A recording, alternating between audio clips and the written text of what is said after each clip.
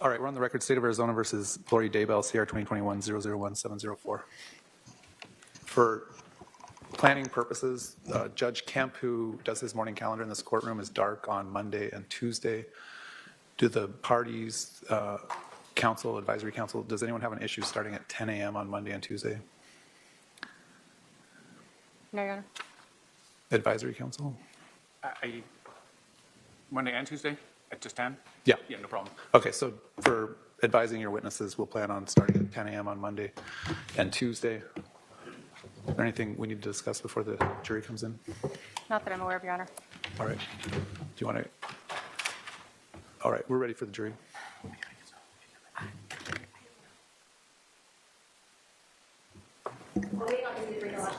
Okay.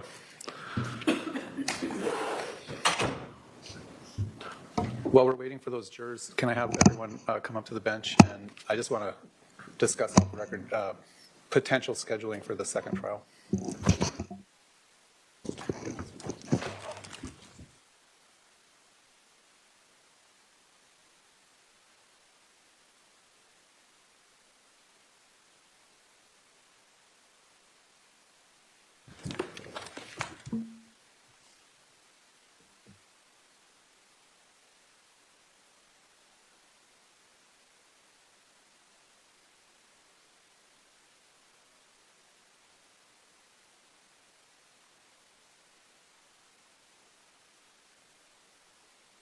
All right. Sir, come on up. You're going to stand right here and be sworn in. Please spell your name for the record. ADA. Please raise your right hand. Do you solemnly swear the testimony you're about to give will be the truth, the whole truth, and nothing but the truth, so help you God? Yes.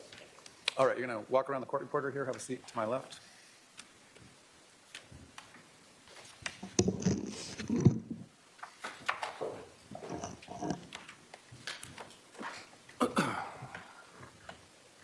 Sir, would you please introduce yourself to the jury? My name is Adam Cox. How old are you, Adam? I just turned 56. And what do you currently do for a living or for life? I'm a pro pickleball player and instructor.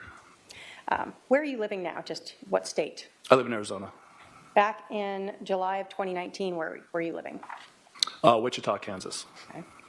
Prior to your pickleball career, did you have a different career? I did. What was that? I was a radio morning show host. Okay. Is that why you were in Wichita? Yes. Did that make you travel a lot? Yes. So I want to talk to you about your family first, okay? Okay. Where did you grow up? I grew up in Southern California. Okay. Do you have any siblings? Yes. How many? 5. Or And- 4 siblings. Can you tell us the names of the 5 siblings you had growing up? Stacy, Alex, Lori, and Summer. For Alex, did people refer to him as Al sometimes? Yes. And for Summer, did people call her Sum? Yes. Were your sisters Lori and Summer close? Yes. I want to ask you about another family member. Back in 2019, Melanie Boudreau. How is she related to your family? Melanie is my oldest sister, Stacy's daughter, so she's my niece. And was your sister Lori close with Melanie? Yes. Do you see your sister Lori in the courtroom today? Yes. Can you point her out and tell us what she's wearing? She's sitting there wearing black blazer. May the record reflect the witnesses identified the defendant. It shall. In July of 2019, was your sister married? Yes. Who was she married to? Charles Vallow. And so in July of 2019, was your sister known as Lori Vallow? Yes. Do you know approximately how long Lori and Charles were married? I think over 10 years. Okay. Do you know if your sister, since the passing of Charles, married Chad Daybell? Yes. Did your sister Lori, have any children from prior marriages before she and Charles got together? Yes. And who were those? Colby and Tylee. Okay. And were they from the same marriage? No. By July of 2019, was Colby an adult? Yes. Do you have a son, Zach? Yes. Did your son, Zach, ever live with Lori and Charles for a bit? Yes. Did he move in there after Colby moved out?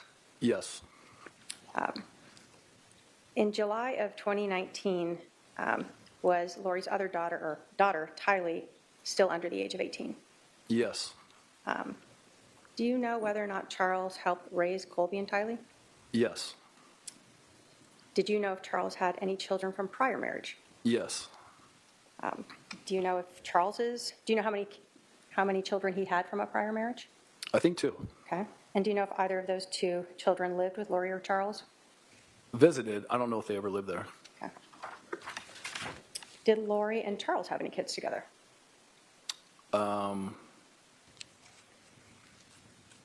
JJ? Was JJ adopted? Okay. So did they adopt him together? Yes. Okay. So in 2019, did Lori and Charles have just JJ and Tylee as their kids living with them? Yes.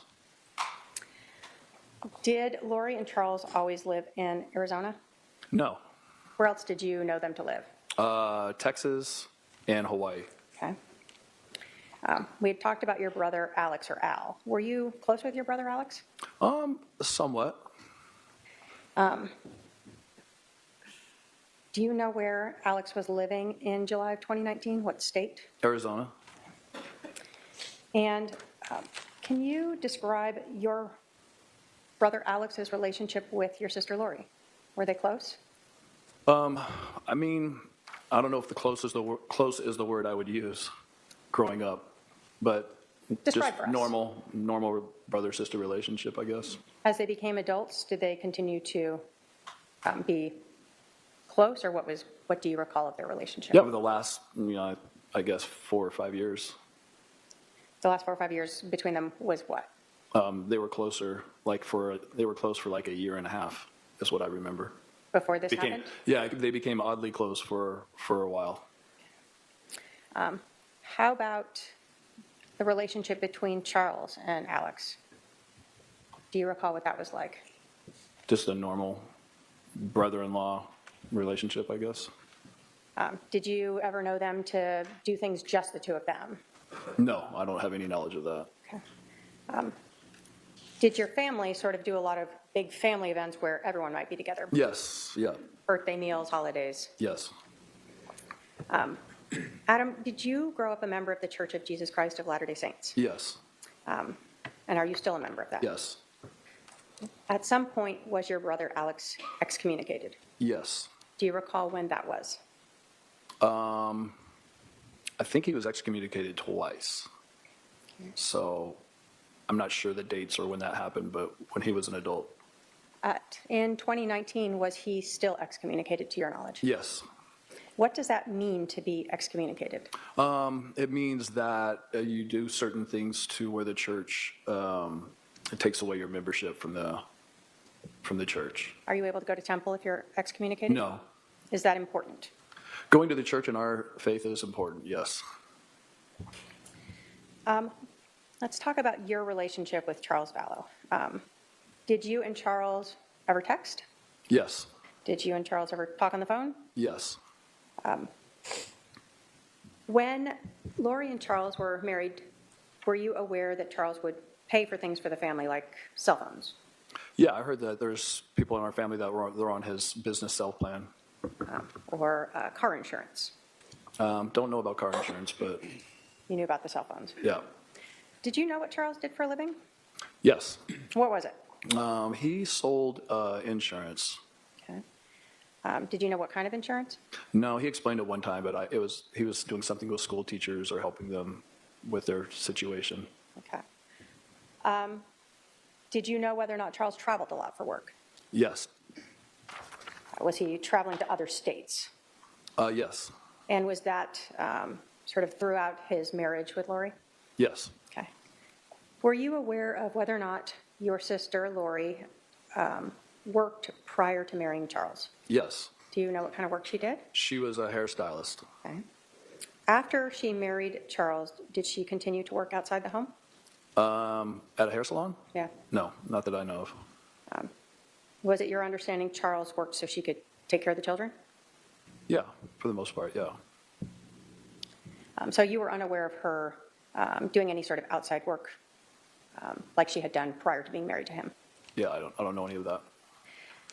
At some point, did you learn or become aware of the fact that Lori and Charles were having some marital problems? Yes. Just yes or no, did you ever talk to Charles about why he and Lori were having marital problems? Yes.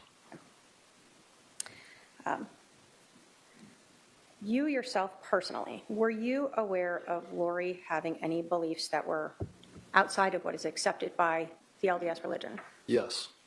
Can you tell us what you were aware of that you knew to be outside the LDS religion? Lori told me that she was in the process of translating from a mortal human being to an immortal human being, a celestial state. That's something that the LDS religion supports? I haven't heard of it that it's happened here on Earth yet. Did you ever hear her talking about being married to someone that is relevant in your religion? Yes, I have heard that. Did she tell that to you? I don't know. I can't recall her telling me that, but I remember other people telling me that. Okay.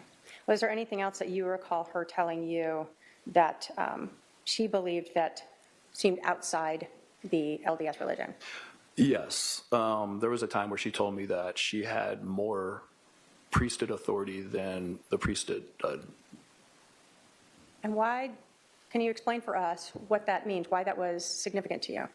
In our religion, the men hold the priesthood, and she said that she's in a state where she's above that. I Okay. didn't quite understand it, but very strange. Did you confront her about these beliefs? Confront her? No. Did you discuss with her about these beliefs? I just let her say what she wanted to say. Was there ever a conversation where, when she was telling you these things, where she asked if you thought she was crazy? Yes. And how did you respond to that? I said, I don't know if you're crazy, but what you're telling me is not true. It's not real. After you said that, what happened to your relationship with Lori? She stopped talking to me. Yeah. Were you ever aware of Lori believing that people could be dark or possessed by evil spirits? I later have learned that, yes. Did you ever try to tell your family about the beliefs that Lori had expressed to you? Yes. What was your family's reaction? One of the reaction was, she's in a delusion, let her do whatever she's doing and she'll come out of it at some point. How did this impact your relationship with your family when you're bringing up these concerns about Lori? They basically cut me off. So you bringing up your concerns about Lori's beliefs being at odds with the LDS religion sort of terminated your good relationship with your family. Yes.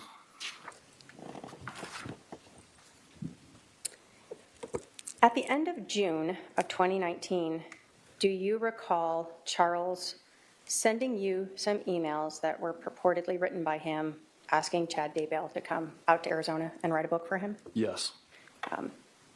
And did you, without going into it, did you review that email? Yes. Did you know Charles, what he had done in his life prior to selling insurance? Yeah, I know that he played minor league baseball. And in this email was the person pretending to be Charles asking about writing a book about his career? Yes. Was that something you knew Charles was not interested in? No, he's not, or wasn't. After you saw those emails that Charles had forwarded to you, where someone was reaching out to Chad, were they inviting Chad out to Arizona? Yes. After reading that and getting that forward and talking with Charles, did you believe that Lori was having an affair with Chad Daybell? Yes. Did you and Charles spend time talking about that? Yes.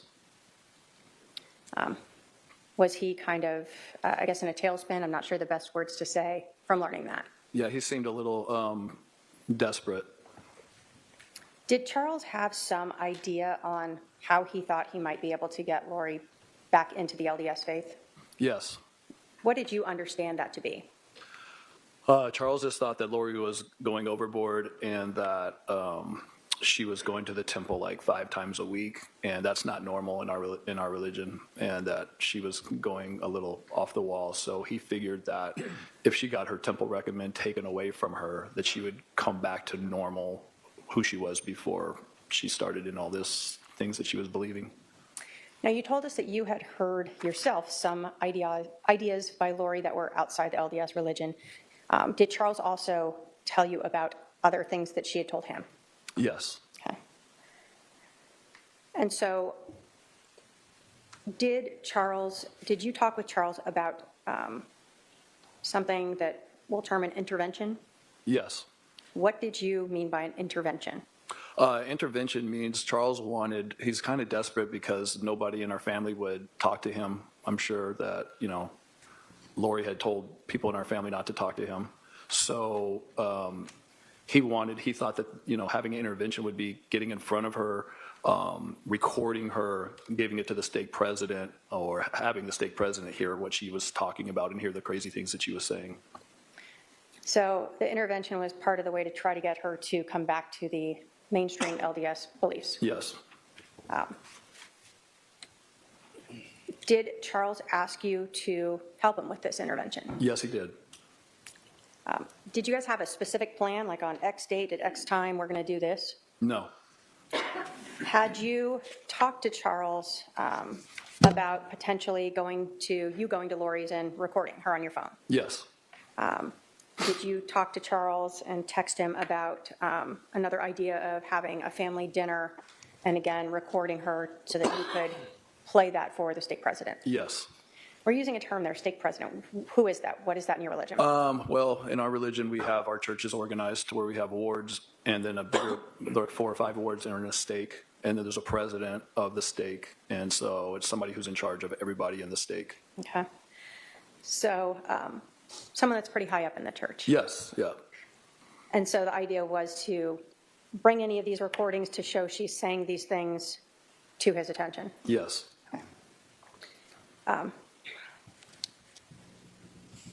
And again, the point of that whole was to just try to take away her temple recommend. Yes. So on July 9th of 2019, did Charles talk to you about him flying you out so that you can help him with this intervention? Yes, he did. And did he offer to purchase your flight Yes. to bring you to Arizona? Yes. At that time, did your parents live here in Arizona? Yes, they did. At that time, was Lori here in Arizona? Yes, she was. And you told us your brother Alex was living here as well at that time? Yes. Was your sister Summer also living here at that time? Yes. And after Charles purchased your tickets, did you reach out to anyone in your family to ask if you could stay with them? Yes. Who did you reach out to? Alex, my brother. And did he offer to let you stay with him? Yes, he did. Were you supposed to fly in on the next day, July 10th? Yes. So your understanding was when you flew in on the 10th, you'd reach out to Alex and you'd spend the night there. Yes. Did you end up staying with him? No, I did not. So when you landed in Phoenix on July 10th of 2019, do you recall what time of the day it was approximately? Sometime around lunch. Okay. And did you reach out to Alex? Yes, I texted him as soon as I landed. Did you get a text response back? No, I did not. Was that unusual? Yes. So he's expecting you, right? Yes. Did you try calling him? Yes, I did. Did he answer your phone? No, he did not. Again, was that unusual to you? Yes. Did you think anything was odd at that time? Yeah, at first I was like, he can't be that busy. He knows I'm coming. Did Alex ever respond to you on the 10th? No. So he ghosted you. Yes. What did you think when you didn't hear back from Alex? I just thought it was very strange and bizarre. Okay. So you were supposed to be staying at Alex's. When you talked to him on the 9th, did Alex ever text you between when you guys talked and when you landed saying, oh, I'm going to go stay at Lori's? No. Did Alex ever call or text you and tell you, I can't have you stay with me. I know I initially said okay, but not anymore? No. So he just ignored you. Yes. Where'd you end up staying? My mom and dad's house. Okay. On July 10th, did you understand Charles was also flying into Phoenix? Yes. Did you see Charles on the 10th? No, I did not. Did you see your sister Lori on the 10th? No, I did not. So you told us you stayed with your parents. What did you do on the 10th? They picked me up and we went to lunch, and then we just, I think, hung out at the house. You said your son Zach lived here at the time? Yes. Who was he living with at that time? I think he was living with my mom and dad. Okay. So although you didn't talk with Charles on the 10th, did you have an understanding of what he was going to do the morning of the 11th? Yes. What was that? He was going to go pick up JJ, his son. It was his turn to, I guess, have him for a few days or whatever. Were Charles and JJ really close? Yes. So the morning of July 11th, you were not expecting to get together with Charles at 7 in the morning, right? No. Did you get a text message from Charles? Yes, I did. And did you learn where Alex was? Yes, I did. Where did you learn Alex was? Alex was at Lori's house. When you learned this, was Charles texting you sort of in real time as he is coming to the house, Yes. explaining to you what he's seeing and what's going on? Yes. And are you responding back to him? Yes.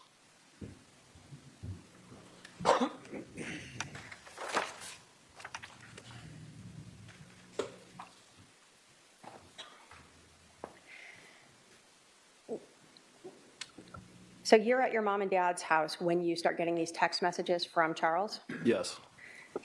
When you learned that Alex was at your sister's, what were you thinking? I just thought something weird is happening because he never answered my text the whole day I was there, never returned a call. And then all of a sudden he said he's at Lori's house. And I didn't even know what to think at that point. I thought something was off. So immediately you knew something was off. Yeah. From the prior day where Alex ghosted you to now he's at your sister's that morning when Charles was going over to pick up JJ. Yes.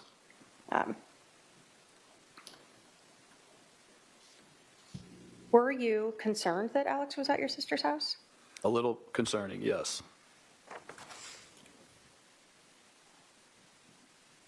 Have you seen text messages that you and your brother-in-law Charles had sort of making the flight reservations and leading up to the morning of the 11th? Yes. And were those all messages that you two had as you're trying to figure out how to have this intervention? Yes. And then ultimately, what you are seeing and saying that morning at 7:30 in the morning? Yes.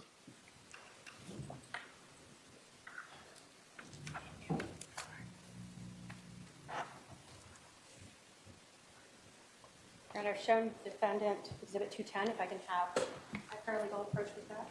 Good.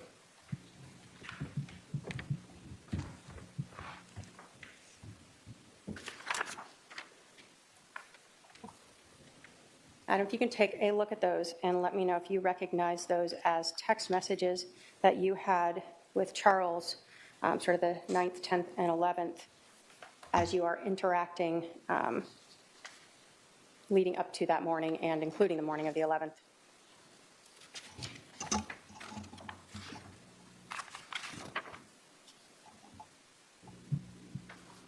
Yes. Your Honor, the state will move to admit Exhibit 210 pursuant to 8031 as present sense impressions. Yes, Your Honor, we object in lieu of that is a report and not the full extraction. All right, well, may I see that particular objection wouldn't prohibit admission, it would go toward weight, but give me a second here.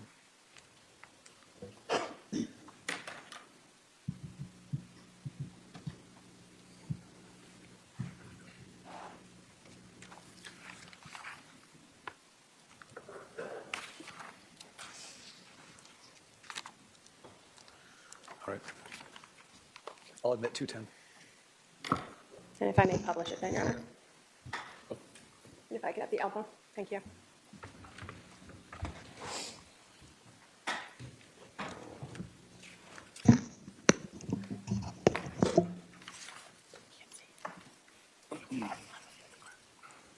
Adam, I'm going to start sort of going back to, in Exhibit 210, the conversations that you and Charles were having as you're trying to come up with a way to have this intervention, all right?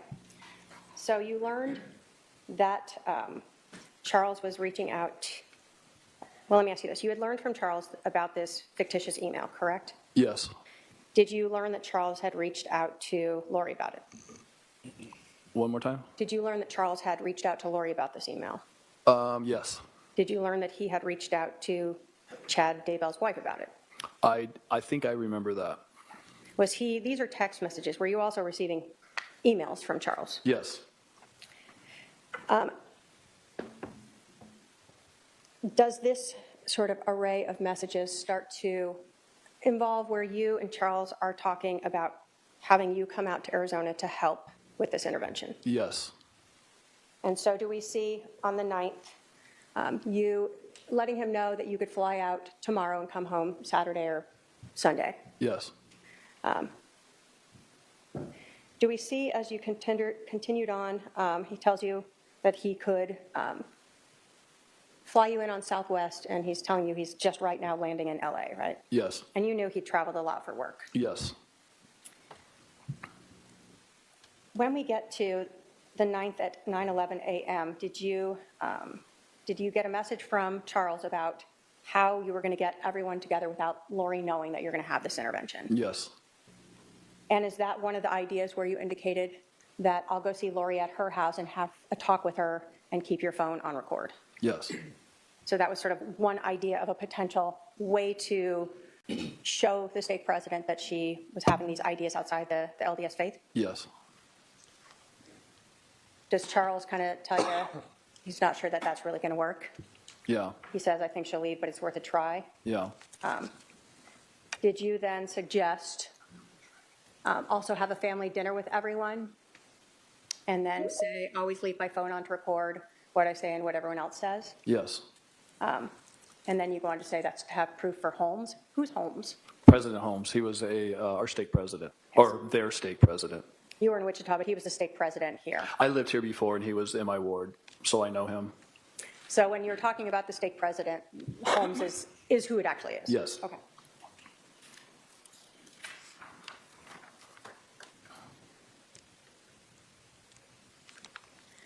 On the 9th, does Charles tell you that, got it, but honestly, if you, Zach, Brandon, and me go to him, that should be enough? She will feel like we ambushed her, but something has to be done. She'll be real careful what she says. Had you brought Brandon into this yet? Like, did you have a plan to have him come with you? No, but Brandon played basketball with us on that night. So me and Zach and Brandon played basketball where President Holmes played basketball at a church. So that was that reference. Okay. So you thought if we go to the church, Brandon will be there and he can help you Yeah, talk about say this. that, yeah. Okay. But Brandon's not part of this conversation right here, right? No. Then does it kind of go back to Charles asking for your information so he can make your flight reservations? Yes. Okay.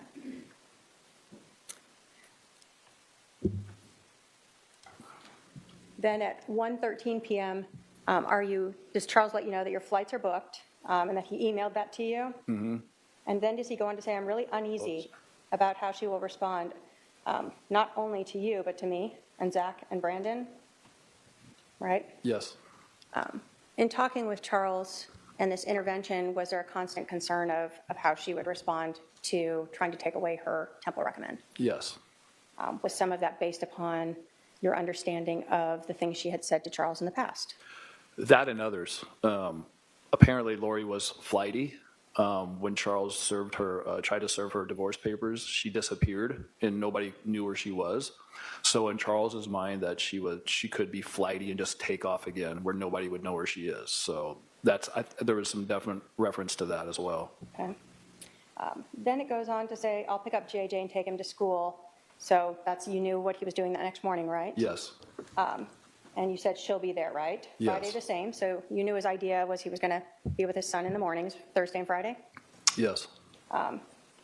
And then you said she'll be highly suspicious about recording. If you can bring a second device and put your phone on the counter or turn it off, it might help.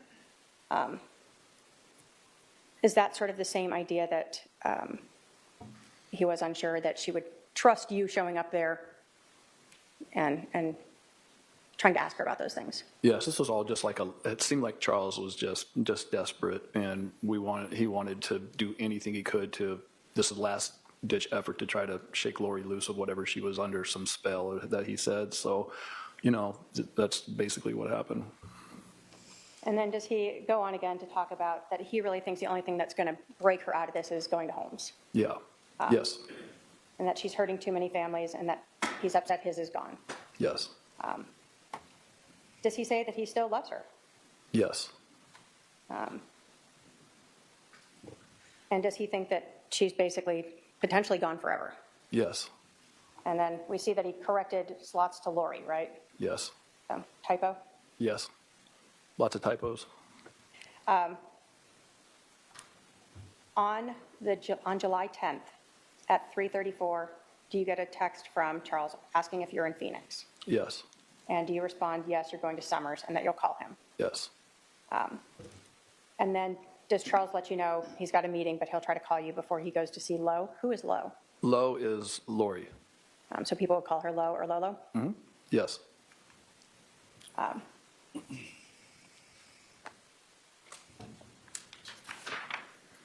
Do you remember if you talked to Charles on the 10th? on the 10th, what day was that? The day before, so when you flew in, did you ever talk to Charles? No, I don't remember talking to him then. So even though you guys had attempted to call, you don't recall if you ever spoke with him that evening or afternoon? Right. So at this point, you'd said you went to Summers in the text messages, and then later you stayed at your parents' for the night? Yes, And then you knew that Charles would be going to pick up his son the next morning. Did you assume that you and Charles would meet up or talk sometimes later that day? I figured so. Okay, but you had no scheduled timeline for that? Nothing planned. Okay. So next, in Exhibit 210, we see text messages from July 11th of 2019 at 7:35 a.m., where Charles texted you, "Al is here." And then just a couple seconds later, he said, "At Lori's." Was this shocking to you? Yes, And what did you respond back? Did you say, "Really, I wonder why he never called me back"? yes, And then we see that you wrote at 7:36 and 28 seconds, "They are planning something." Why did you write that? because Alex not answering his phone the whole day and me calling him and texting him, not knowing where he's at. Nobody in my family said they heard from him or knew where he was. All that is very suspicious to me. And then Alex being at Lori's house that morning felt like something was really off. So when you told Charles they're planning something, Charles responded back, "Absolutely." Did you then let him know that you were supposed to spend the night at Alex's house? She probably blocked that. Yes, Did Charles respond to you, "What you do is up to you"? yes, So were you kind of upset at your brother for telling you you could stay with him and then ghosting you, ignoring you? yes, Were you upset at him for being at Lori's house when Charles was going there just to pick up JJ? yes, Did you then text him, "I'm going to put the pressure on to have him come get me right now, see what he says"? yes, Did you in fact text your brother? yes, Did he respond back? no, As we're going along here, we see that each of these are being read sort of in this short period of time, these couple minutes that Charles is here as he's driving in. After you texted Charles about putting the pressure on to have him come get me right now, did you then say okay to Charles? yes, And then we see again that at 7:49:34 a.m., you texted Charles, "Me and Zach are going to the Stake Center tonight at 8 to play basketball. Holmes is always there, either playing ball or interviewing people. I will try to catch him and have a conversation with my old friend." yes. What was that about? That was just part of the plan that Charles initially came up with to somehow get in front of the stake president. So that night, he's the stake president. He interviews people for Temple Recommends and also plays basketball afterwards. So that was just a thought of maybe this could be something that we could do to help with that situation. Okay. Now, up until 7:37 and 7, you had been interacting with Charles, right? You would respond and you were getting some text messages back from him. Yes. We see after 7:37 where he texts you, what you do is up to you, that he didn't respond back to any of your other comments, right? Right. So when you sent him at 7:37 and 29 seconds that you're going to put the pressure on him, you meant Al, Yes, Alex. to come get you, Charles didn't respond to that? No. And in fact, it shows that that message was read at 12:13 p.m. versus the earlier messages that were read sort of right in time. Mm-hmm. Is that yes? Yes. And when you told Charles that you and Zach were going to go to the stake center to play basketball and see if you could find Holmes, did you get a response from Charles? No. And again, we see that that was read at 12:13, correct? Yes.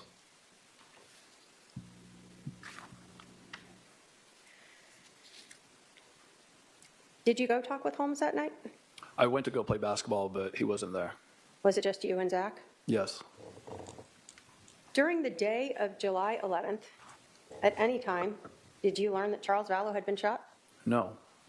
So Lori did not call you and tell you that Charles had been shot? No. Alex didn't call you to tell you that he'd shot your brother-in-law? No. Anyone in your family talk to you about it? Nope. How about the next day, Friday, July 11th? Did Lori tell you Charles had been shot? No. Alex contact you to tell you that he'd shot Charles? No. Anyone in your family talk to you about that? No. Did you decide to go visit a friend in Tucson on Saturday the 13th now? Yes. What were you going down there for? Going to see my friend Eric.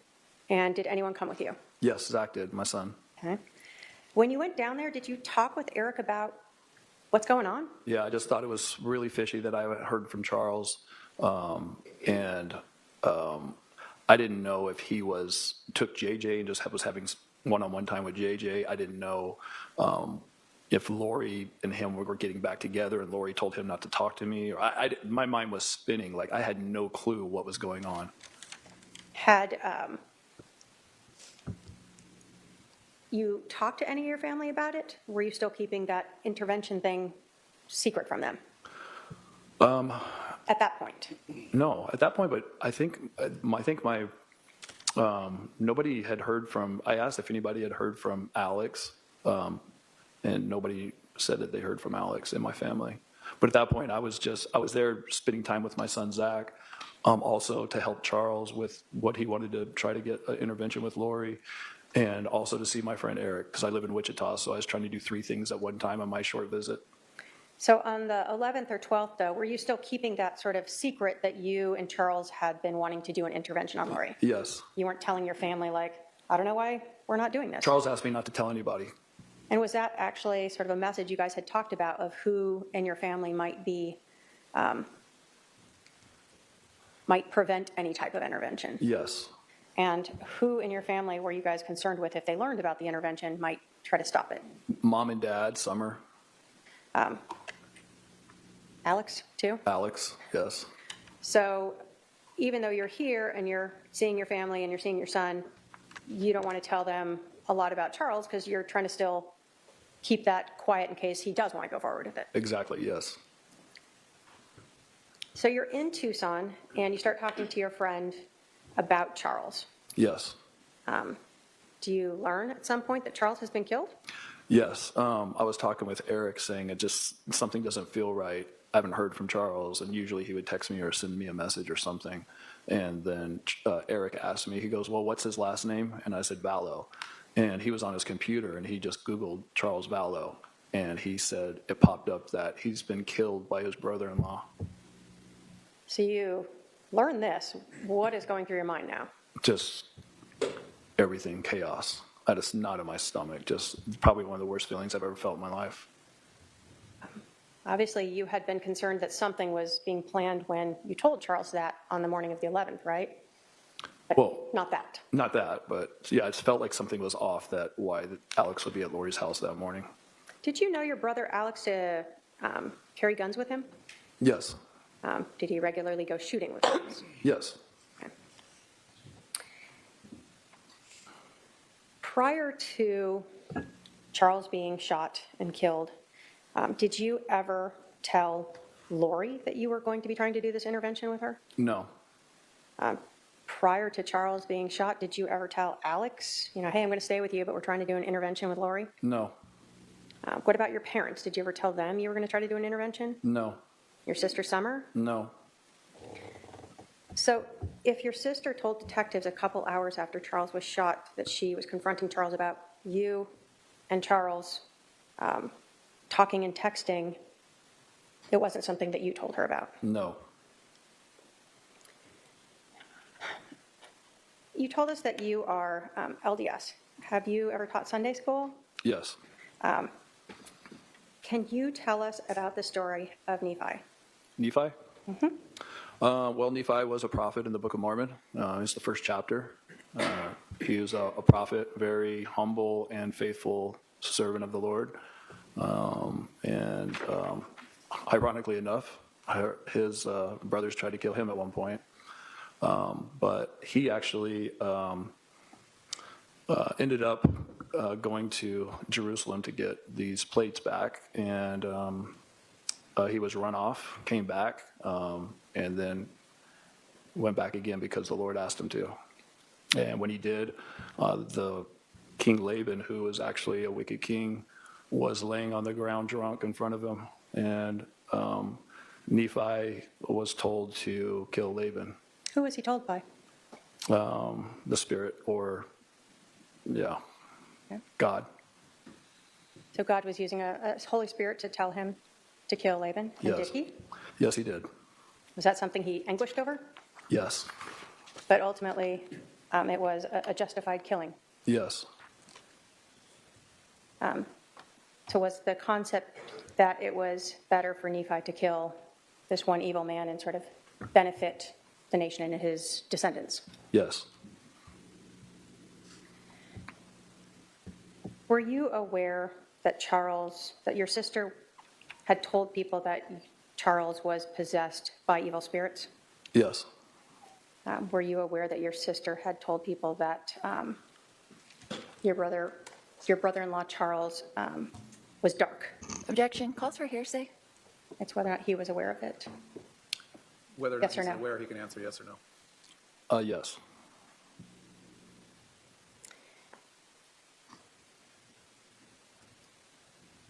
When you and Charles were talking about this intervention, were you trying to help your sister come back to mainstream LDS beliefs? Yes. So it wasn't just Charles, but also her. Yes. You told us that your friend had Googled and learned that Charles was killed. Did you know at that time it was by your brother Alex? That's what the article said. So yes, he told me that. What did you do after you learned that? Freaked out for a little bit, cried, didn't know what to do. Thought my world was coming apart. Then I got angry a little bit, and then called first thing I did, I called Kay, who's Charles's sister, and asked her, because she's the only one that I felt safe calling after knowing my family was involved in this or thinking of this, that I asked her if she knew that Charles was dead, and she said she just learned of it too. Did you learn from your friend when, because it's now the 13th when you learned this, right? Yes. Did you learn when that happened? Yes, I did. So you knew on that Saturday, the 13th, that Charles had been killed that morning Yes. of July 11th. Yes. Did you ever come back to Phoenix and confront anyone in your family about this or talk to them about it? Yes. After I talked to Kay, then I called my mom and asked her if she knew that Charles was dead. And she said yes. And I said, what's going on? And she said, you tell me what's going on. And at that point, I thought that was bizarre that she would say that. So I said, well, we need to sit down and talk. And she said, yes, we do. And so me and Zach got in the car and drove back to Phoenix. Did you go to your mom's house? Yes, I did. Did that conversation go well? No. Did this create a break in your relationship with your mom? Yes. Did you stick up for Charles? Yes. Did sticking up for Charles create issues between you and most of your family? Yes. Did you continue to stick up for Charles even with that happening? Yes. After you had that argument with your mom, what did you do? Me and Zach left her house, and we were staying at Summer's house, my sister, who was away on vacation. And we were staying at her house, and we went back to her house. We were watching her dog. You were supposed to leave the next morning, Sunday, to go back to Wichita. Did you return back home? Yes, we did. Did your son go with you this time? Yes, he did. After this whole incident happened, did you not talk with your family for a long time? Yes. Did it cause a lot of friction in your family? Yes.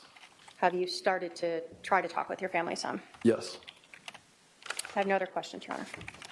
Cross?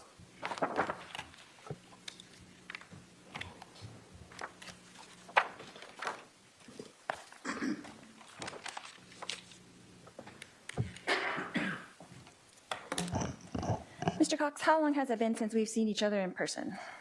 Don't know. When was the last time you saw me? I don't recall. So, has it been a year, 2 years, 3 years, 5 years, 6 Something like years, that. 7 years, 8 years? Something? Okay, so you have no idea. Nope. You have no idea when the last time you saw me in person. I don't know the year or how many years it's been. Okay, so did you see me at Colby's wedding in January 2018? No, I was not there. You didn't come to Colby's wedding. No, I did not. So did you see me sometime that year at my house Possibly. where Colby got married? That house. I did see you at that house, yes. At least one time. Yes. So possibly in 2018. Yes. And when was the last time we had any communications? The last time I remember our communications was you and I were speaking in the kitchen when the family was over. Okay, so you think that was that time in 2018? I think so. Okay. And were we eating my green chili chicken enchiladas? Do not remember that. You do not remember that? Nope. Is that what I made every time we had a family get together, which was like 10 times a year? I don't remember that. Okay. And when was the last time that we had a phone call or text message? I have no idea. Could it possibly be around that exact same time? Possibly. Okay. So that was possibly in early 2018? Yes. Okay.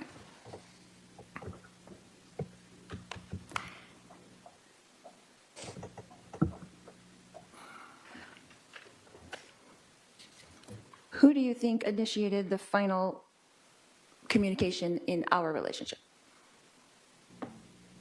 Who concluded it? Yeah. I don't know. So right now it's 2025, is that correct? Yes. And so we haven't spoken in about 8 years? Would that be correct? It's probably 7 or 8 years. Okay. So would you say up until that point that how often would we communicate before that? Before what? Before 2018? Probably on a regular basis. Once a month, twice a month, 3 times a month. Like a call or a text message? Yes. Just keeping in touch? Yes.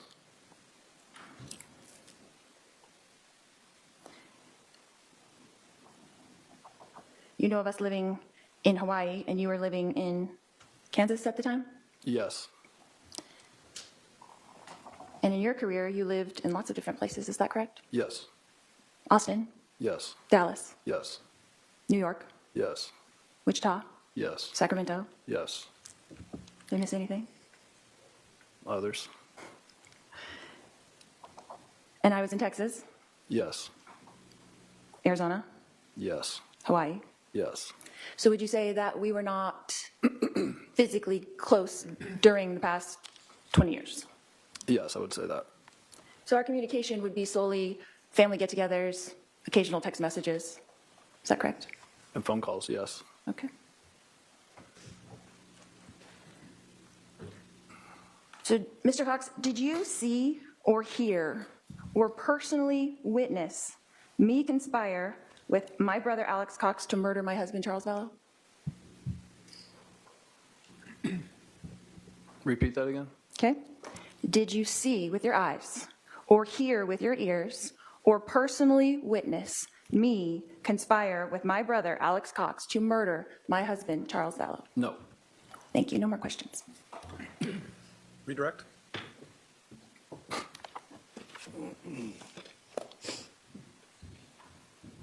Have you talked to your sister since Charles was shot and killed? No.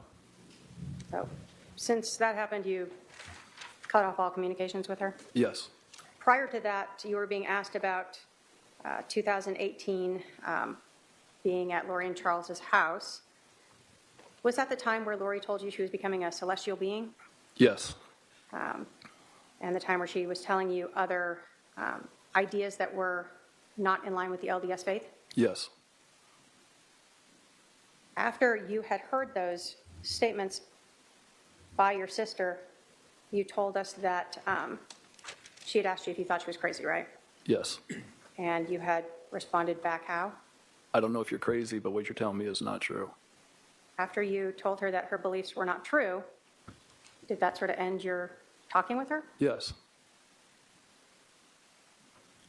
You were asked if you personally saw, heard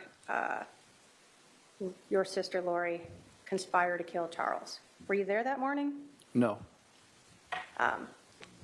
Were you the person who was supposed to, though, be with Alex on the 10th into the morning of the 11th? You spent the night with him? If I would have spent the night with him, yes. So that stood out to you because you had made plans with your brother, right? Yes. And instead, you learned he was at Lori's house. Yes. You told us that you thought it was odd that your brother would be over at your sister's house at 7:30 in the morning. Yes. And you were aware that your brother had guns. Yes.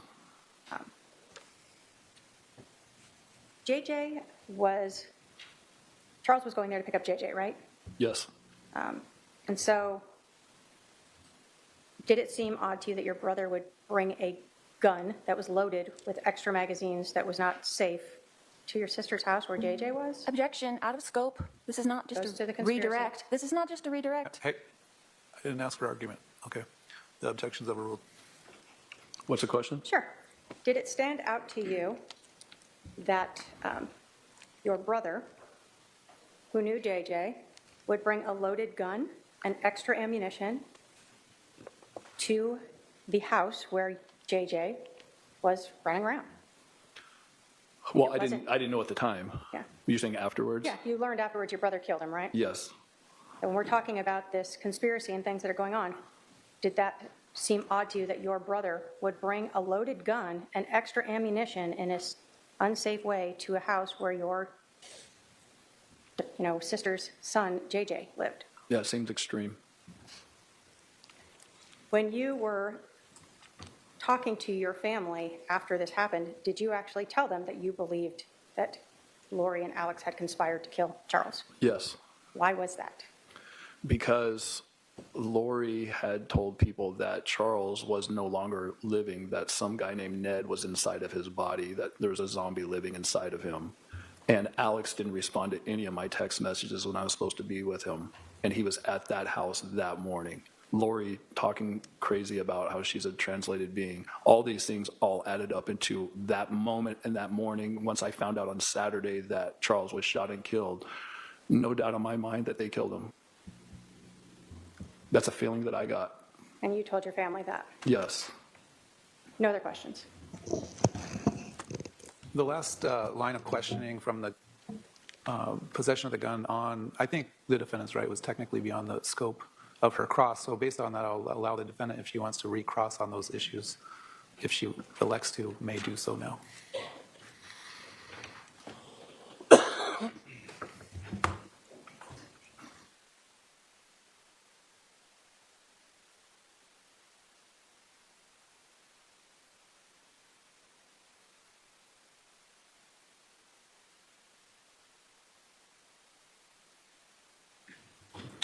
No questions, Your Honor. All right, are there any questions from Any member of the jury? Not seeing any, sir, you can step down. You can step down. Thanks. State can call its next witness. Thank you. If I may go get her. Go ahead.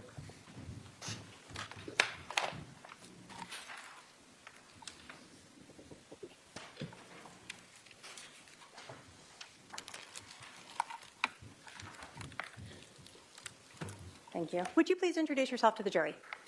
My name is Serena Sharp. I'm going to have you pull in a little or move the mic down a little closer to you so we can hear you. Ah. Thank you. How old are you, Serena? How old am I? 51. And where are you living currently? What state, what city? Arizona, Queen Creek. Okay. And where did you live back in 2019, 2018? Connecticut. Okay. When did you move to Arizona? It was right before COVID, so 2019. Do you recall? I know we don't have a lot of weather here, but summer, winter, fall. Definitely summer. It was hot. I think it was end of July, August, but we closed on our house September. Are you a member of the Church of Jesus Christ of Latter-day Saints? Yes. Were you raised in this church? Yes. Do you consider yourself a spiritual person? Yes. I want to talk to you about a group, Preparing the People. Have you ever attended any of their events? Yes. Two. Can you tell us what those are? They were conferences that helped people prepare physically and spiritually for emergency preparedness and the second coming of the Lord. And you said you attended a couple of those conferences. Yes. Are they located sort of around the country? Yes, Did you ever attend one of those conferences here in Arizona? I did. Do you recall when that was? It was November of 2018. When you decided to come to this conference in November of 2018, did you know anyone here? Two people, one just from over the phone conversations, Melanie Gibb and Jason Mount.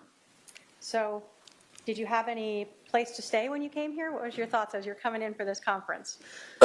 Both of them invited me to stay at their homes. And what was your plan? Who did you think you were going to stay with? I thought I was going to stay with Melanie Gibb because she offered to pick me up at the airport as well, so that I didn't need to rent a car. Did you know Arizona well? Not at all, no. So were you picked up by Melanie Gibb? Yes, And did you stay at her house? no. Where did you stay? After she picked me up, she said that instead of her house, because her whole family was home and it was busy and chaotic, we were going to stay at her friend's house, whose family was gone for the weekend and had a bunch of people for the conference staying there. Okay. Who was that? That was Lori. Did you know her last name, or did you learn it? I learned it when I got there. I had never heard or had met her before. What was her last name? Vallow? Okay. So you told us you didn't know Lori Vallow prior to just coming to stay at her house. No. Do you see her in the courtroom today? Yes. Can you point her out and tell us what she's wearing? She's right there with glasses on and blonde hair and a black jacket. Your Honor, may the record reflect the witnesses identified the defendant. It shall. Do you recall who else was staying at Lori's house that weekend? There was a lot of people, and I was meeting everybody for the first time, so I don't recall everybody, but I do know Lori was there and Melanie was there. Did you ever meet Chad Daybell? Yes, he was there as well. Was that the first time you met him? Yes. So during this event, are you going between Lori's home and to a location where the conference is at? Correct. Okay. And did you ever talk with Chad Daybell outside of, well, like, did you ever talk with him that weekend? Yes. Okay. Did you ever talk with him after that November 2018 conference here in Arizona? Yes. When else did you see or talk with him? I saw him at another Preparing a People conference in February. So that's 2019 now, Yes. after the November one. Correct. Where was that one? That was in Idaho. And did you ever contemplate moving to Idaho? Yes. Did you ever meet with him in Idaho well, did you learn he lived there? Yeah. When did I learn? Did you learn that he lived in Idaho? Yes. And did you ever, in fact, meet with him in Idaho to kind of talk about possibly moving there. Yes, I was actually house hunting with a realtor and in the city that he lived, so we connected for a few minutes. What city was that? Rexburg? Did you know if Chad was married at that time? Yes. When you were staying at Lori's house in Phoenix in November of 2018, did you understand her to be married? Yes. At that time, did you have any idea that Lori and Chad were having an affair? No idea. After you met Lori at this and stayed at her house, did you have any more conversations with her, texts or phone calls? Yes. Were you ever invited back out to Arizona? Yes. When was that? That was in March of 2019 for Girls Weekend. What was the girls' weekend going to be? It was a few girls coming together for a Girls Weekend, so Whose house, where was it going to be? that was at Zulema's house, and I think from my memory, she's the one who invited me and started that Girls Weekend idea. Had you met Zulema before? Yes. Where did you met her? I met, it's vague, but I think I met her at the first Preparing a People conference I came to, which was the November 2018 here in Arizona. Okay. And had you talked with her as well between that November time and when you came out in March? Yes. Who else was part of this girls' weekend that you recall? It was Lori and Melanie Gibb, Zulema, Christina, Nicole, and myself. I think that's it. Now, were all of you women members of the LDS Church? Yes. During this time, did Lori ever tell you things about her beliefs that seemed to go against what you understood or what you were taught through the LDS Church? Yes. Did Lori ever tell you that she did not need to repent? Yes, she did. What does repenting mean? Repenting means turning to God and confessing our sins and repairing our relationship with Him so that He can take on our sins for us and we can become better people through Him and seek His forgiveness. Do you recall what Lori told you about not needing to repent anymore? What I remember is she's had a couple of verses in the Bible that she pulled out and read and then said, I believe something to the effect of, I believe we don't need to repent anymore. Did that stand out to you? Oh, yes. Yeah. Was that was concerning shocking. to you? Pardon? Was that concerning to you? Very. I think you just said you were shocked by it. Yes. It was that against your religion. Correct. Did she ever express to you and this group that all of you might not need to repent? I don't remember the specifics of it. If she was trying to apply that to us or just to her, I don't remember. I just remember she said we, or generally, I don't remember the specific word she used, but that there was not a need for repentance anymore. Do you recall, have you been interviewed by the police a couple different times? Yes. Do you recall being interviewed in April of 2021? Was that was the Chandler Police At the Department? police department instead of at your home? Do you recall saying to the detectives then that she said, we don't need to repent anymore, we've come to that stage? And then you were asked when she said we, was she talking about like her and Chad or all you guys? And you said she was trying to get all of us to believe that. Do you recall saying that?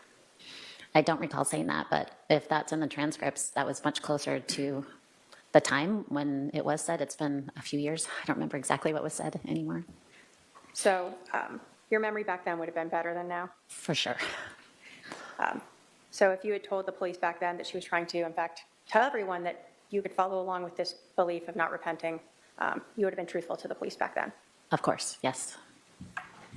Do you recall Lori ever talking to you about people having dark and light levels assigned to them? Yes, I do. And do you recall Lori ever talking about not needing to repent because she was translated? I don't remember her using that specific word, but I don't know. What do you recall her saying with regards to that? I remember her talking about changing physically and spiritually. Those are the two I remember. And by changing physically, what do you recall of that? Just being filled with more light and knowledge so that we could become closer to God. So is that sort of the same as when we're talking about being translated? Yes. Okay. I just don't remember her saying that specific word. Okay, so the concept was the same, whether or not she said that word, you don't recall now. Correct. Did Lori ever talk to you, either that weekend or prior to that, about casting? Yes. Do you recall if Lori was the person who brought up casting? I believe she was, from my memory. Do you recall if she talked to you about casting on more than one occasion? Yes. Now, how many times do you recall that she had brought this up? I don't know how many times. It was more than once? Yes, it was more than once. Did she ever bring it up while you were talking or Zoom talking like we used to do in the pandemic? I never Zoom called with her. I don't. Phone call? Phone calls? Yes. So at least one phone call you recall that she brought up casting? But I remember one phone call. There might have been others. I just don't remember. So was that phone call, to the best of your memory, before this girls' weekend in March of 2019? From my memory, I think it was after. Okay. But So then let's talk about the weekend of March, the girls' weekend in March of 2019. okay. Did Lori bring up casting there? Yes, she did. And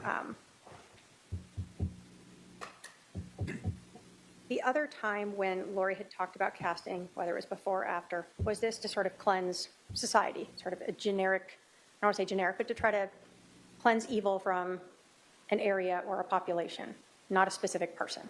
Yes, it was like generally a cleanse or casting out evil. Have you on your own sort of prayed to get rid of evil? Yes, I have. Is that sort of a personal casting that you've done? If we want to term it that way. Yeah, I wouldn't term it that way, but yes.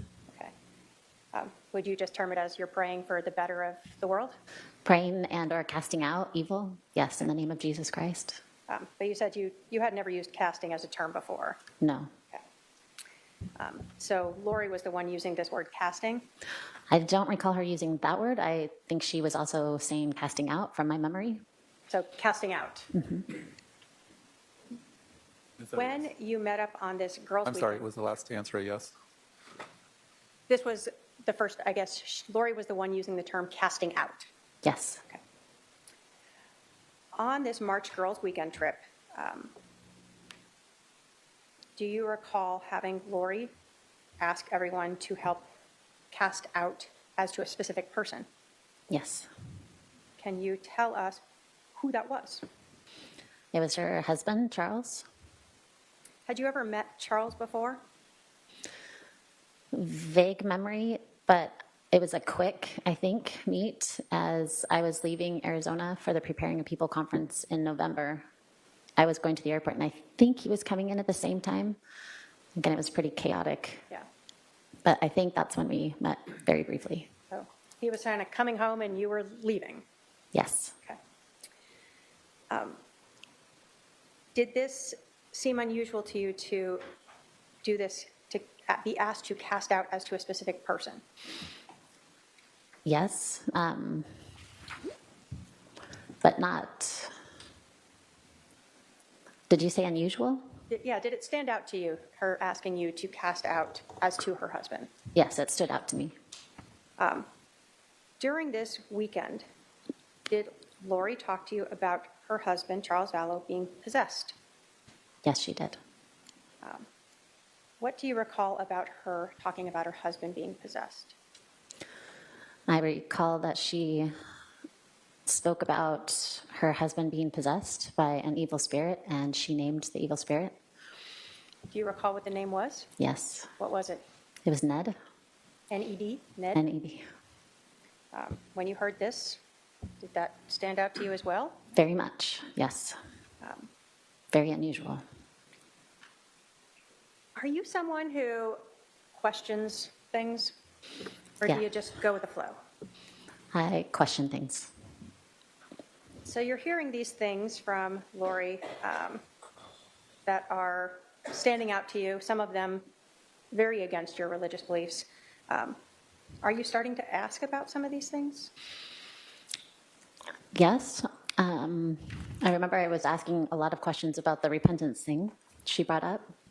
And I remember asking and talking to some of the other ladies about the casting out in a group setting before, or stuff like that. Do you recall Lori Vallow telling you that her husband Charles was no longer Charles, that he was now this possessed person? Yes. When Lori was talking to you about Ned, was she explaining that this evil spirit was now in the body of her husband? I don't know if she used those exact terms, but that was the impression I got, yes. So the word she used expressed to you that idea that this evil spirit Ned was now in her husband's body. Yes.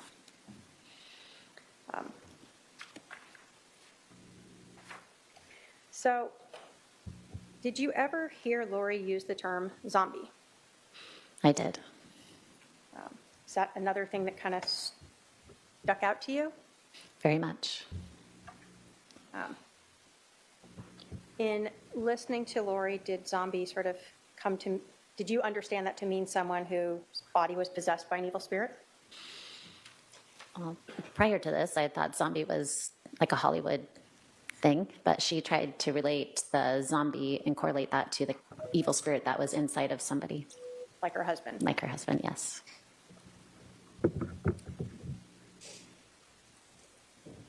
Did you ever start to question Lori about zombies and these evil spirits inhabiting her husband's body?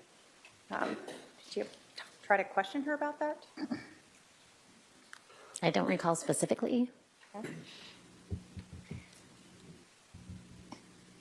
When you started questioning her, at least about repenting that you recall,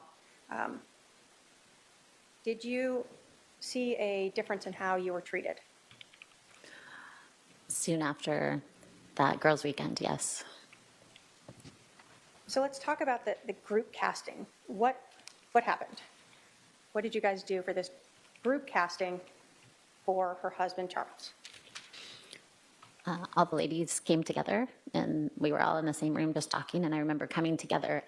I don't remember if we were standing or sitting, but I remember Lori started and asked for this help for her husband because she needed to cast out this evil spirit, and she asked to just go around the room and each of us take turns casting out to see if we could get rid of this evil spirit within him. Ned. Ned. And this was the first time you'd ever had anyone ask you to be part of some group to cast out, Yes. and a group to cast out an evil spirit as to a specific person. I've never done that in a group setting before. Never even heard of that before.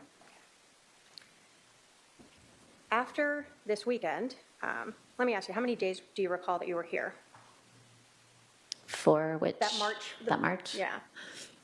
Just a couple days. I don't recall how many. Just a couple days, though. Okay. So Like a weekend, maybe? just the weekend type of thing. Approximately. During that time, do you recall just the one evening where Lori had asked you and the other women to cast out this evil spirit and her husband? Was there just one incident that weekend that you recall? One incident. I'm sorry, I don't understand the Over question. the March Girls Weekend, was there just the one time where Lori asked the group to cast out Ned from her husband? From my memory, yes, I think so. had you heard on, though, more than one occasion, Lori saying that her husband was possessed? More than one occasion on that weekend, or like, Or either that weekend, or had you previously heard that? I don't recall previously hearing that. And I don't remember hearing it after how many times she said that. Was it discussed throughout the weekend? I believe so.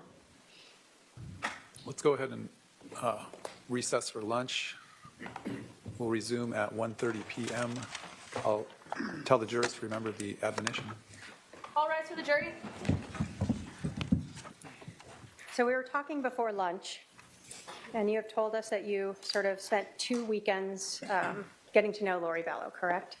Yes, That was the November of 2018 visit, with a lot of other people there, correct? Yeah. and then the March of 2019 visit. Yes, the girls' weekend, And that was a much smaller group of people. correct.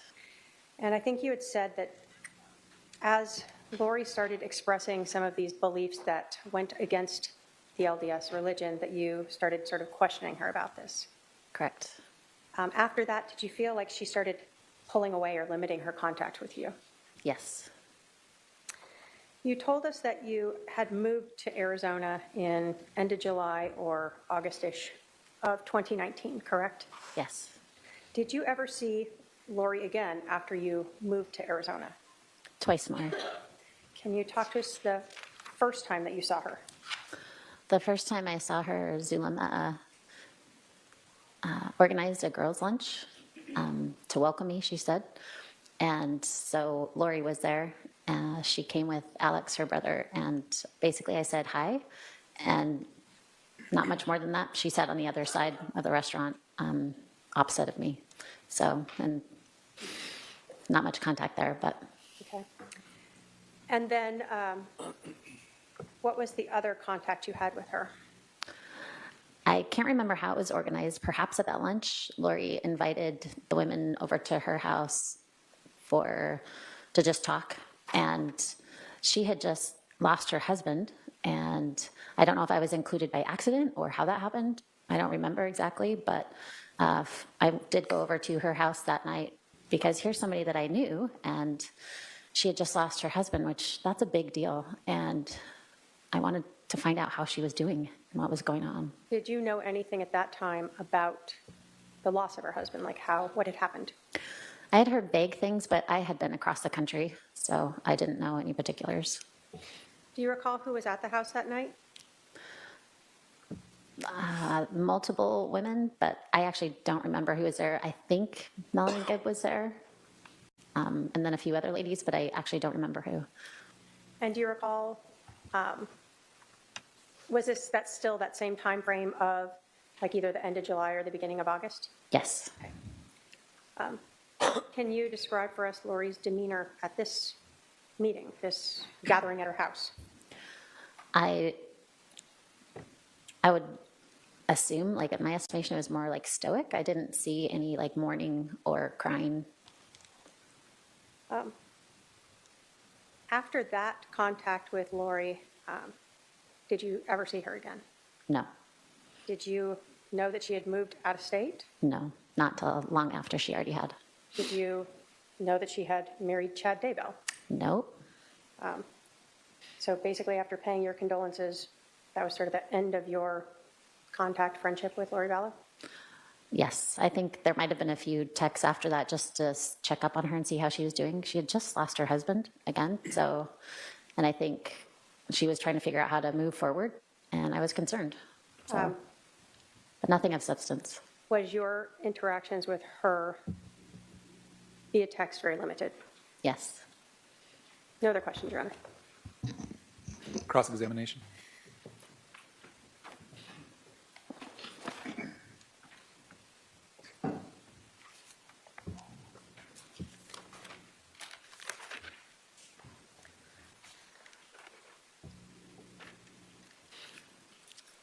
Ms. Sharp, did you take an oath when you came into this courtroom today? Yes, I did. Did you raise your hand? Yes, I did.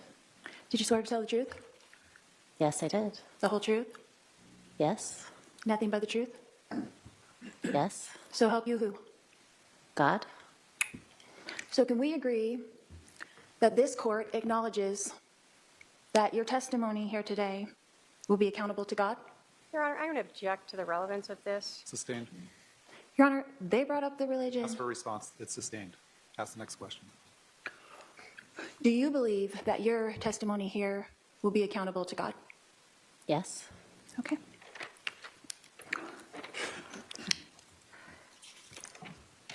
Ms. Sharp, how many times did we meet in person? 4. How many one-on-one conversations during those meetings do you think that we actually had? Just you and me. Nobody else around. Just you and me. Maybe 2. 2 conversations in our whole lives? Maybe Just me 3. and you. You said during those meetings. During the 4 times that we saw each other in person, how many times did you and I have a one-on-one conversation where other people were not in the conversation? Just me and you. I can remember 3. Okay?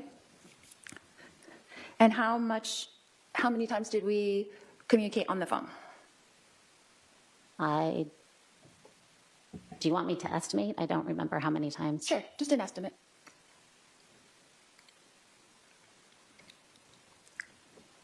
I'm not sure how to estimate that. Multiple times?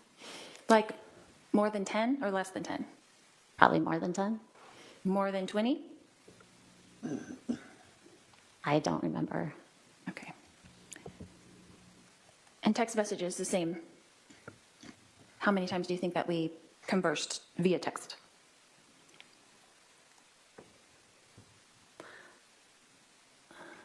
I don't know. I'm not sure how to answer that again. Okay, so would it... Multiple times. Okay. So would it be fair to say that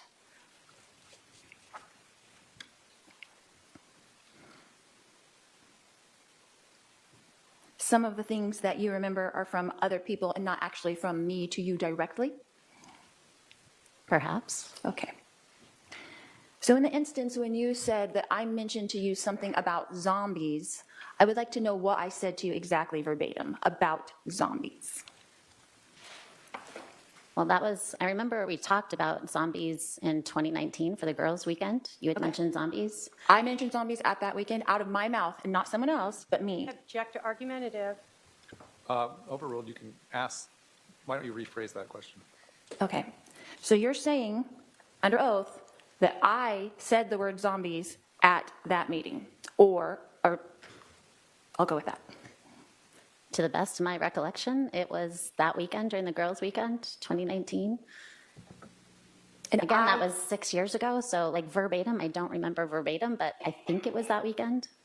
So it could have been that someone else was talking to you about zombies, but I was actually there also. Is that correct? I'm going to object that the witness has answered that question and said it was her. Overruled, she can answer. Would you mind restating, please?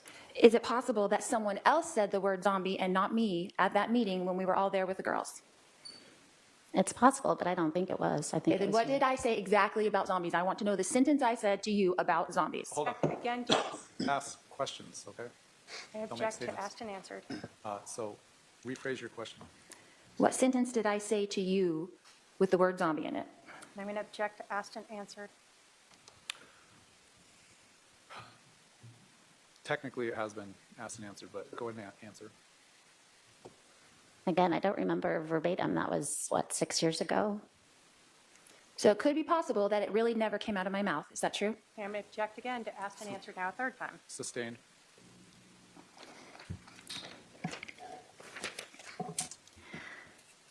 Ms. Sharp, who are the 3 Nephites in the Book of Mormon? The 3 Nephites? I'm sorry, I don't understand the question. In 3 Nephi 28, the 3 Nephites, do you know who they are? Off the top of my head, no. You do not know who they are. No, not off the top of my head. Okay. In the Bible, do you know of John the Revelator? Yes? Do you know of John the Revelator being translated? I don't remember that, but You don't remember that?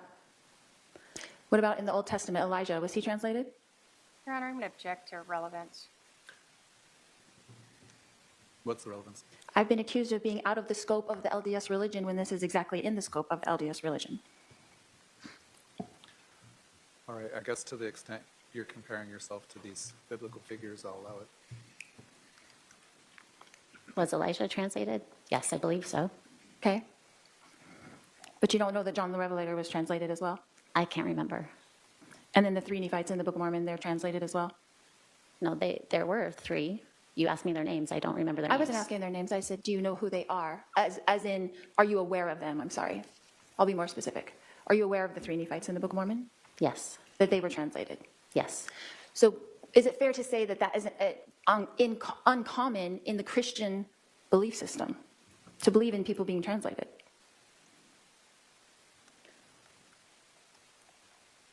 I don't know if I'm qualified to answer that question for all of Christianity. Okay. Are you a Christian that believes in the Bible? Yes? Object, Your Honor, to relevance.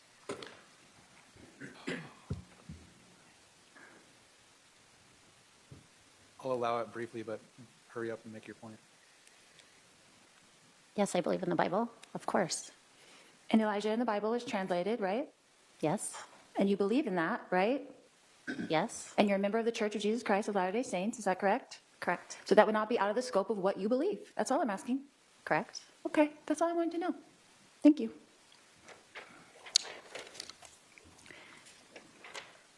So when we were having this girls' weekend, what else did we do besides one prayer? I remember going out to lunch, and we went to the temple, and we did service projects. So we had a typical fun girls' weekend Yes, with 5 minutes of a prayer. I don't remember how long that prayer was. But basically, out of the 72 hours that we got together, 5 minutes of it we spent actually praying. Again, I don't remember how long the prayer was, but that was not, from my perspective, the focus or majority of our time spent. Okay. How long would you say that prayer was? 10 minutes? Longer? I don't recall. Okay. But a tiny portion of our whole fun weekend, right? It was a small portion, yes. Okay.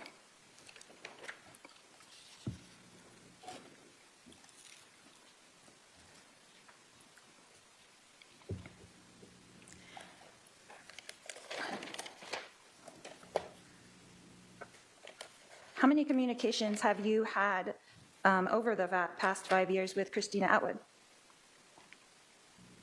Many. Like how many? Again, I'm not sure how to estimate that. Daily, weekly, monthly? Weekly for sure, sometimes daily. Okay. So would you say over the past 5 years that your relationship has grown with Christina? Yes. And are you related now? To Christina? No, we're not related. Oh, as in-laws? No, Okay, I wondered. I didn't know. no. Your Honor, again, I'm going to ask that the defendant be told not to comment about the questions and testify. Yes, the jury should disregard that comment after the answer. Are you still in contact with Zulema Pastenes? No, I haven't had contact with her in a while. Are you in contact with Kay Woodcock? Who? I'm sorry? Kay Woodcock? I don't know who that is. Okay.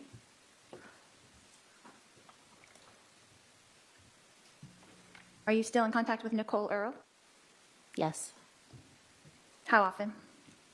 Often. Again. Weekly or daily? Weekly, sometimes daily. Okay. What about Melanie Gibb? Are you still in contact with her? No. I run into her occasionally, but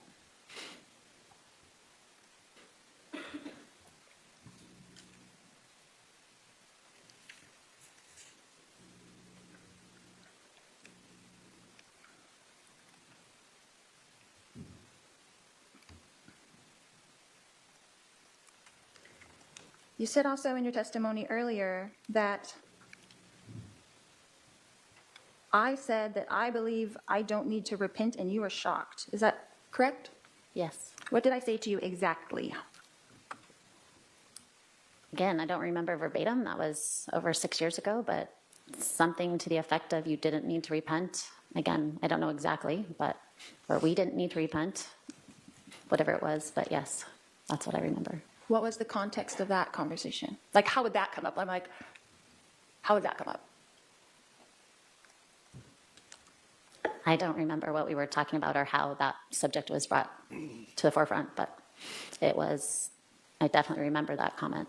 You remember that coming out of my mouth to you specifically, not from someone else, but from me to you directly. Yes, and it was, I think, in front of all of us, but I'm not very clear on that. I think it was to all of us from you. So was I teaching a class that you attended and said something in that regard? No. Why would I be the one speaking? Sometimes we take turns when we speak. Speculation as to why the defendant would be speaking? I'll let the answer stand. She answered.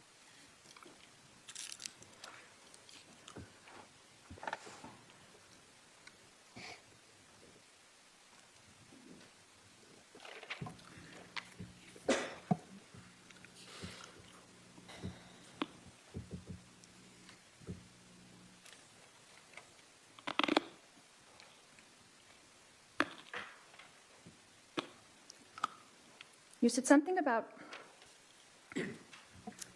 being uncomfortable on that weekend. Is that correct? With some of the topics? Yes. Why didn't you just leave if you were so uncomfortable?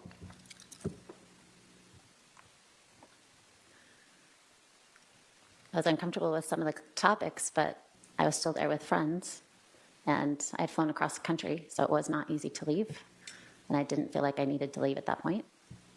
But you're a grown woman, right? You have your own mind and ideas. Yes, of course. So would it be fair to say that you didn't disagree so much at the time, but now looking back on it, you disagree? I don't think that's a fair comment, no. And would it also be fair to say that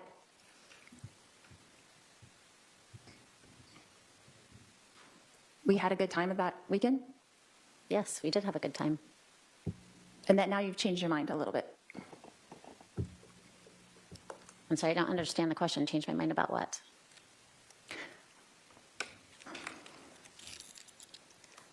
About what made you uncomfortable? No, I didn't change my mind. You had mentioned something about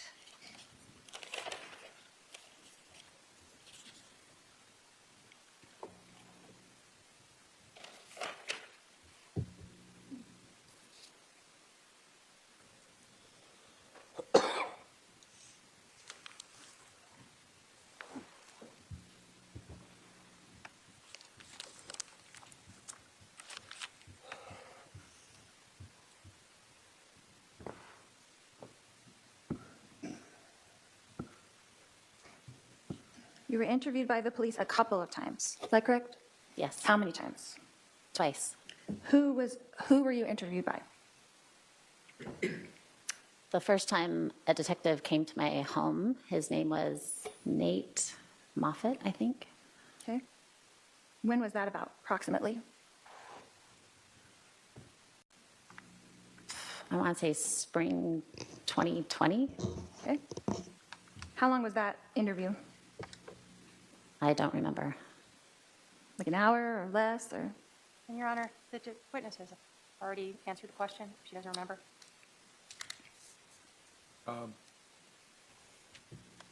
Can you estimate how long that interview was? Well, from my memory, I don't remember it well. I thought it was only a few minutes, but Okay. I think it was longer than that, perhaps. Longer than a few minutes? Yes. What about your second interview? Who was that with? That was with two detectives from Idaho And where did that take place?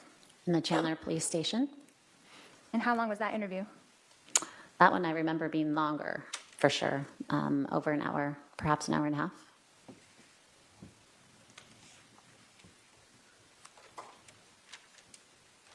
And what did you exactly have to contribute to the police for an hour and a half with someone that you have only met 3 times in person in your life? Objection, speculation, relevance. Sustained.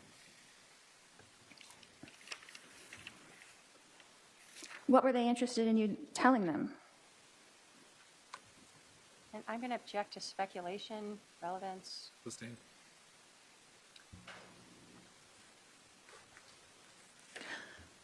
What did you tell them about me in those interviews? Objection overbroad, Well, foundation. also calls for hearsay. Yeah, Sustained.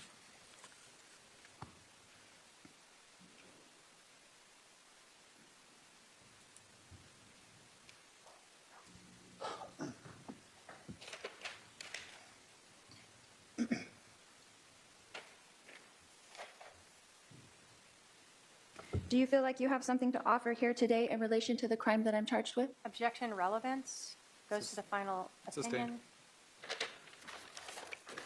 Ms. Sharp, did you see or hear or personally witness me conspire with my brother or anyone else to murder my husband, Charles Vallow?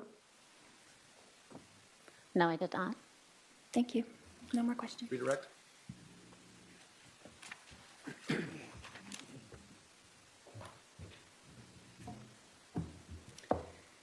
You were asked a lot about taking an oath. Do you take that seriously? Yes, I do. Is everything that you told the jury here today the truth to the best of your knowledge? To the best of my memory and knowledge, yes.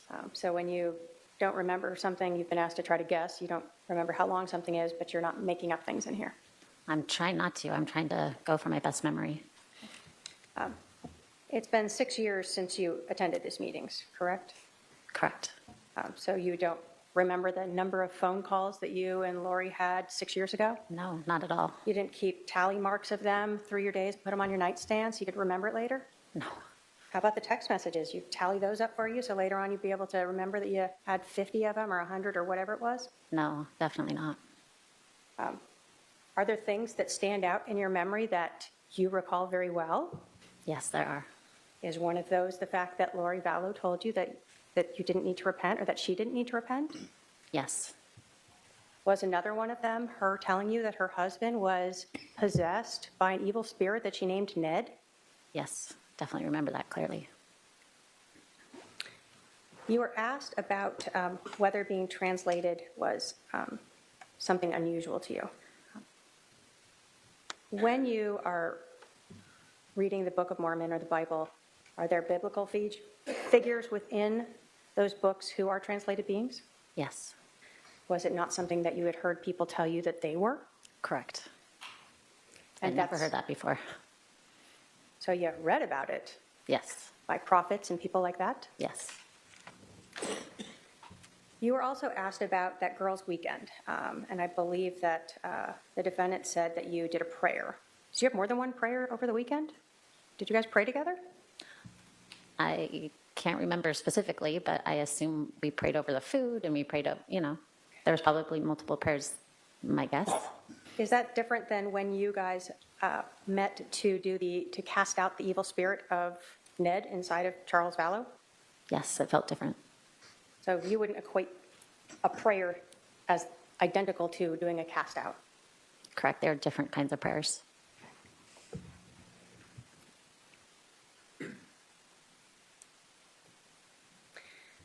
You were asked about why you stayed there that weekend. As someone who was a grown woman and strong in your faith, did you in fact question Lori when she talked about not needing to repent? I don't remember how I responded. I definitely pondered that for a while. I remember talking to others. I can't remember if I spoke specifically with Lori about that at that time. You were, even though that was something you knew not to be within your faith, you didn't just pack up and run away. No. Were there other women there that you were also friends with? Yes. People who you're still friends with? Yes.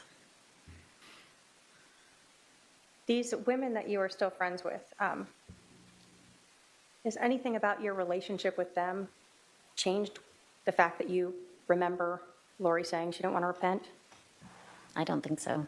Like you didn't say, hey, Christina, I feel like just making up something to say against Lori.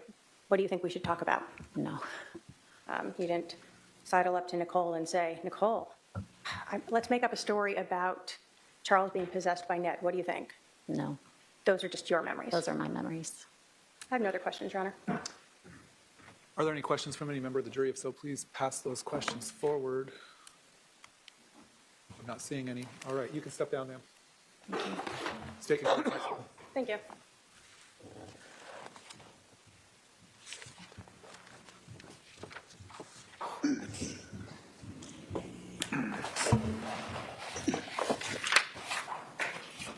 Would you please introduce yourself to the jury? Hi, good afternoon. My name is William McDonald. I am a retired police officer with the City of Chandler. What are you currently doing? I am currently teaching criminal justice at Williams Field High School in Gilbert, Arizona. So you told us you previously worked for the Chandler Police Department. How long were you with them? I was with the Chandler Police Department for approximately 22 years. I'm sorry, 26 years. Oh, that's a big difference. When did you retire? I retired in November of 2022. Okay. Can you tell us what your different jobs were at the Chandler Police Department? As with all officers with the Chandler Police Department, I started off in patrol. I worked a patrol position for about 18 months, after which I switched over to more of a community services team. I spent 2 years with that team, after which I transferred to detectives and spent the remainder of my career in detectives, working primarily internet crimes against children and digital forensics. Can you talk to us about specifically your training and education relating to extractions of cell phones? When it comes to cell phones, I have extensive training in the use of the software that we use to extract that data. I am certified in the use of the Celebrite suite, which is one of the primary tools that we would use to extract data and organize data extracted from the cell phones. I was also trained, although they did not have a certification process, in several other platforms used with cell phones.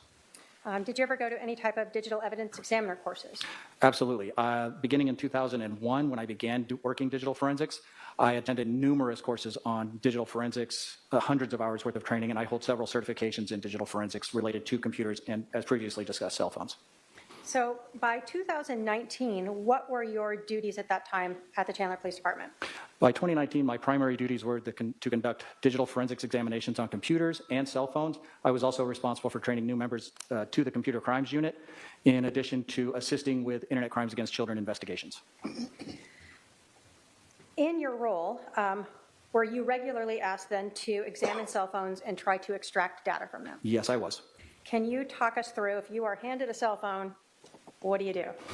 Once we received the cell phone, and we would usually be given additional information at the time, usually from the case agent or the investigating detective, such as if there was a search warrant involved or anything like that. We would review the search warrant, make sure we had legal authority to do whatever it was they were asking us to do. We would then obtain the cell phone or whatever item we wanted to examine. My process was to start by taking pictures of the phone or the device prior to removing it from any evidence packaging.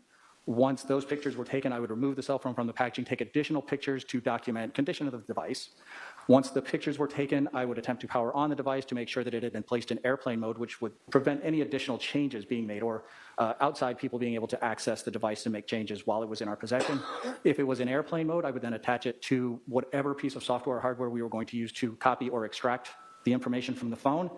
Once that process completed, which you would usually create just a single file, which for most of us would be meaningless, it was just a container file. And by a container file, I mean a file similar to, if you think like a box. The container file is the box. Initially, that box is empty, and we can put additional files inside of it. These container files would then be entered into, usually we would use the Celebrite software, as we did in this case.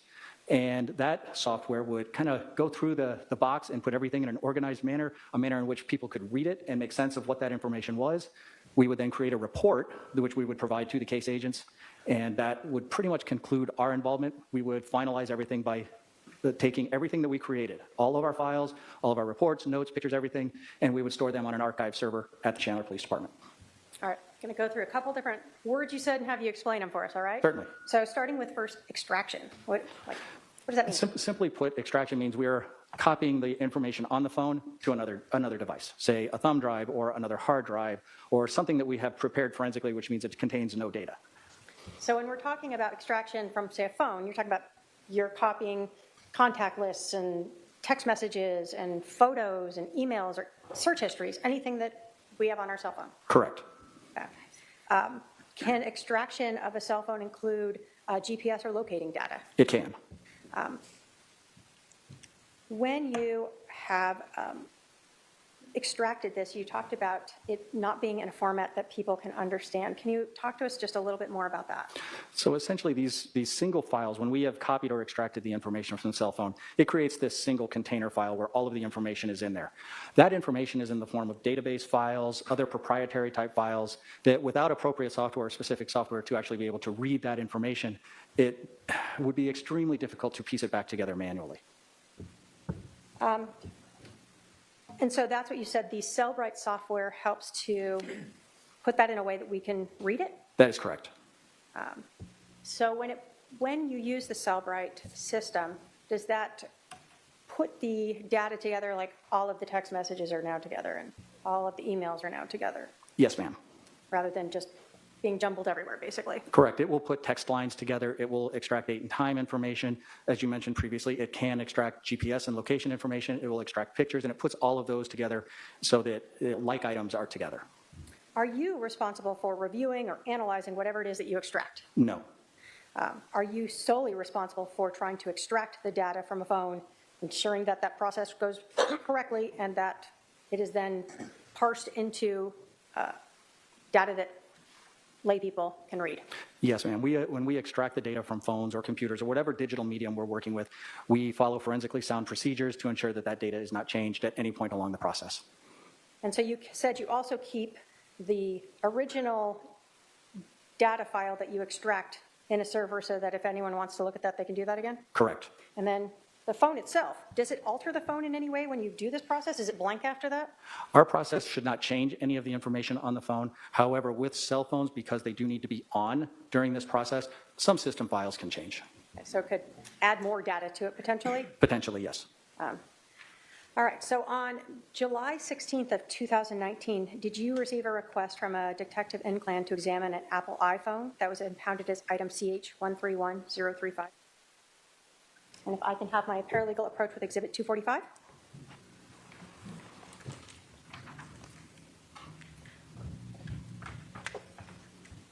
Thank you. Yes, this is consistent with the item I received. Were you provided with a PIN to access that phone? We were. Okay, and what was the PIN you were provided to access that phone? The PIN was 0000. All right, pretty easy to remember. And if you can bring that back. What day did you begin the extraction process? I believe, if I recall correctly, it was July 17th. So the next day. Yes, ma'am. You told us that you first get the phone and you are both documenting it and sort of noting it. I'm going to show you, and if I can have my paralegal approach with Exhibits 180 through 185 that have been shown to defense counsel.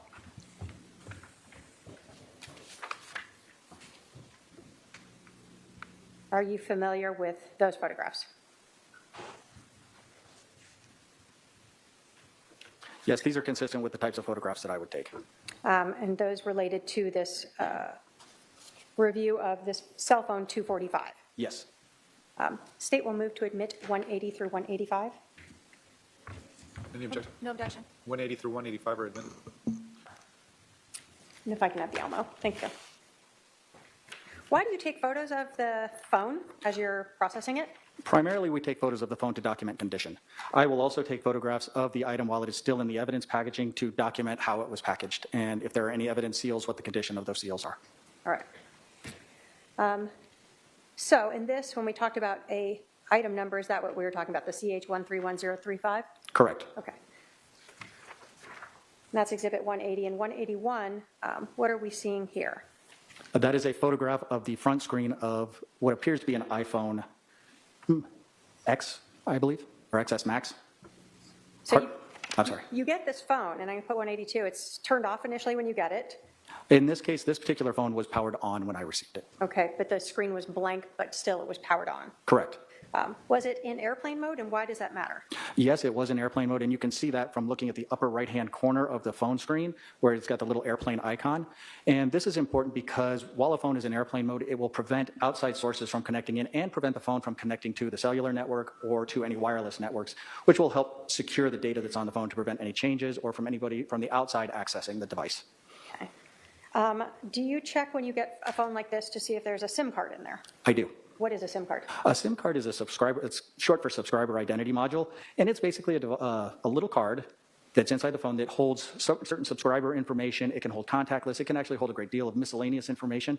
We always check for the SIM card as a means to make sure that this phone is actually able to connect to a cellular network. Did you see one here? I did. And then do you also check to see if there's enough battery power? Absolutely. What do you do if there's not? If we receive a phone that is either powered, has low power, or is actually the battery is completely dead, we will connect it to a power source to recharge the battery. The processes that we do required the phone to be able to be powered on, so we needed a charged battery. All right, so in 183, you are able to get to where you would normally put in a passcode. Do you sometimes not have passcodes? Absolutely. Is it easier when you do? Much easier. So did you try the 000 here? We did. 0, I think I left one out. Were you able to get into the phone? We were. 184, why do you take a photo of that? We're just documenting what is visible on the screens, what icons, what applications are installed on the phone. So you're seeing that there have been phone calls that have been missed and mail that's Correct. going on. And then 185, what is the relevance of this? What does this tell us? That is simply information on the phone itself. What you are looking at, if it were able to connect to a network, you would see the network information there. This is obviously a phone that was associated with the Verizon cellular network. The IMEI and the ICCID and MEID are identifiers for the cellular networks. The network, the carrier, and all of that information is just to help identify the device. Okay. And so that is able to be confirmed when you look at the phone itself, 245? Correct. Okay. So in this case, after you got this powered up, what'd you do and took those photographs, documenting what you're doing, what'd you do? Once we had taken the photographs, we'd ensured everything, the phone was in airplane mode. In this particular case, I used a device called a gray key device. I attached the phone to this gray key device and configured it to conduct what is called a full file system extraction of the iPhone. A full file system extraction is pretty much the best copy that we can make. It copies all the data off the phone, including anything in deleted space, any user files, any system files. It pretty much copies everything that's on the phone for us to examine later. Okay. Now, does technology continue to improve in our world? All the time. So you did this in 2019, right? Correct. So whatever the newer technology is not the same as what it may have been back then. That would be fair to say, yes. In terms of technology, have you seen changes in Gray Key and Celebrite over the years that you were using it? I did. And as each new version came out, did that ever cause you to find that data was wrongly recovered, or just that there was more data recovered? In my experience, I never observed that changes in the software, updates to the software, would result in previously found data being changed or omitted or deleted or anything like that. What we would find is it would change the format and how that information was presented. On occasion, as things really did change and bigger versions came out, sometimes it would have the capability to acquire additional information that maybe it could not acquire prior. So maybe it was better at finding deleted items or parsing things together. Correct. Okay. Do you recall about how long that process took to use the Gray Key to extract that full file system? As I recall, it was approximately 1 hour. So after you use the Gray Key, is that where sort of everything's jumbled in a box? Correct. That's the Gray Key created that single container file with everything from the phone inside of it. So did you use something else at that point to allow detectives and other people to be able to access and look for specific things? I did. Once we have that single container file, I took that file and I opened it up in a program called Celebrite Physical Analyzer. That physical analyzer software is what went through that container file and put everything in a more readable format for detectives or whoever else needed to view the contents of the phone. So that then allowed detectives or others to go into this new report that allowed you to look at a section that had just photos or a section that just had emails. Correct.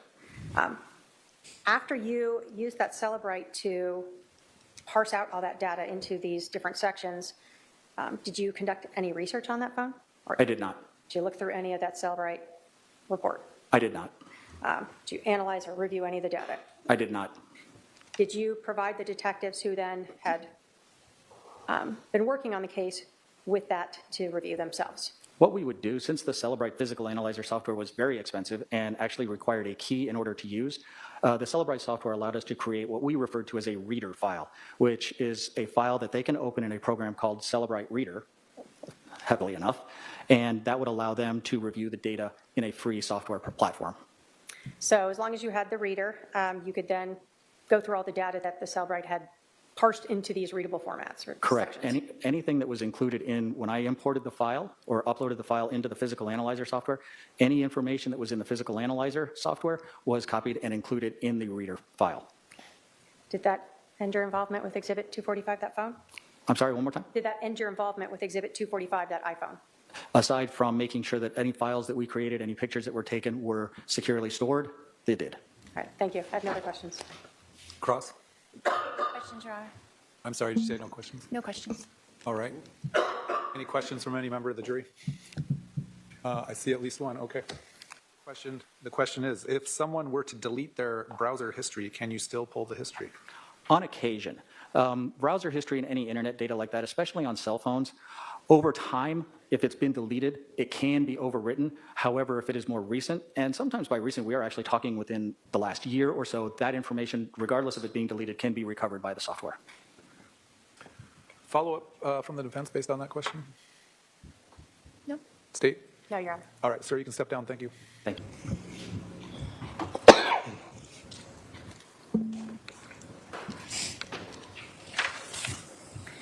Would you please introduce yourself to the jury? Yes, my name is Marissa Francisco, and I am a forensic scientist with the City of Chandler in the Forensic Services section. How long have you worked there? I have worked there since August of 2018. Previous to that, I was employed at the Arizona Department of Public Safety, and I started there in 2004. So let's kind of go back. What did you do at the Department of Public Safety, DPS? I started my career in the blood alcohol unit, so my duty there was to test blood for the presence of alcohol. I was in that unit for about 7 years. After that, I transferred to the trace evidence unit, where I was trained to do hair comparisons and fiber comparisons.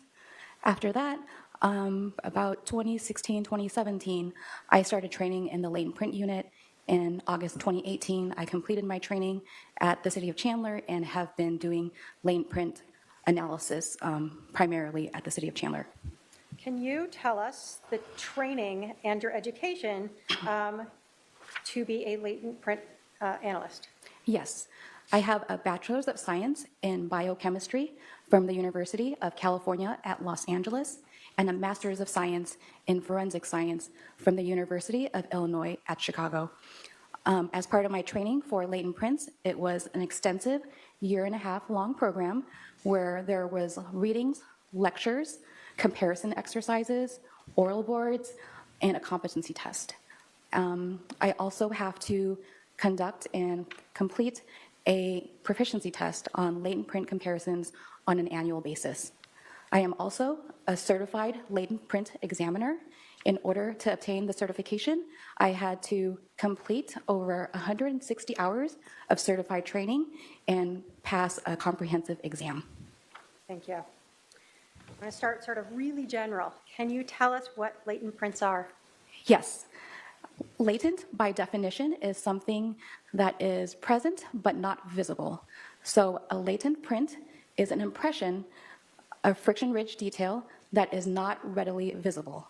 Some processing techniques that can be chemical or physical are needed to help visualize those latent prints. So we talk about latent prints, we're thinking of people's fingers.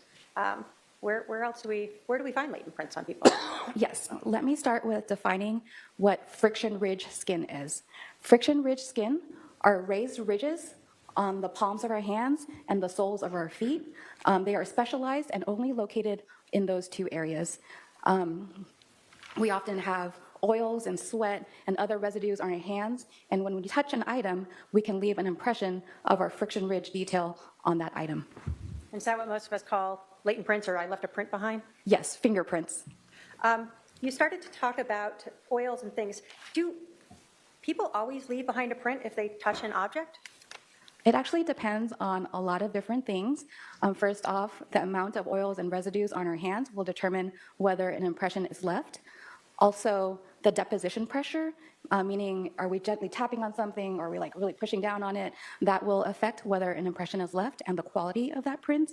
The item itself is very important. Is it something that is receptive to prints? Items that are smooth, like glass, I am more likely to find a print on an item like that versus something that is textured and rough, like a cinder block. I would not expect to find a latent print on a cinder block. The condition of the item is also important. How many people may have come in contact with that item. All these different things affect whether an impression is left and the quality of that impression. We can very simply think of a stamp, our fingers being the stamps, the oils being the ink, and depending on how the stamp is placed on different items will determine how that impression looks. Can environment also impact the quality of, or whether or not a print remains? Yes, the environment is also important. After a print is it left out to the conditions of rain, or does it get wet? Is there a dust storm? Is it in an area that it has high traffic? Like if a fingerprint is left on a door to a convenience store and 100 people go through there that day, impressions are left, but if I lift those prints, I might not be able to identify them because there are so many prints on top of each other. And so that goes to the next thing. So are prints something that once you make it, it's permanent and there forever? It is there until it is disturbed, so it can be there forever. Can we wipe them away? Yes, Can they be smudged away? they can, yes. So can someone rubbing an object, like a smooth object, get rid of that? Yes. Are there different ways or different processes that you use to obtain latent prints or friction-ridge detail off of an object? Yes, there are. First off, I want to define what a non-porous item is. A non-porous item is an item where water or air cannot pass through it. So when I first receive an item, I determine whether it is porous or non-porous, because depending on that, I will use different processing techniques. So for a non-porous item, what processes do you use to try to find friction-rich detail? Yes.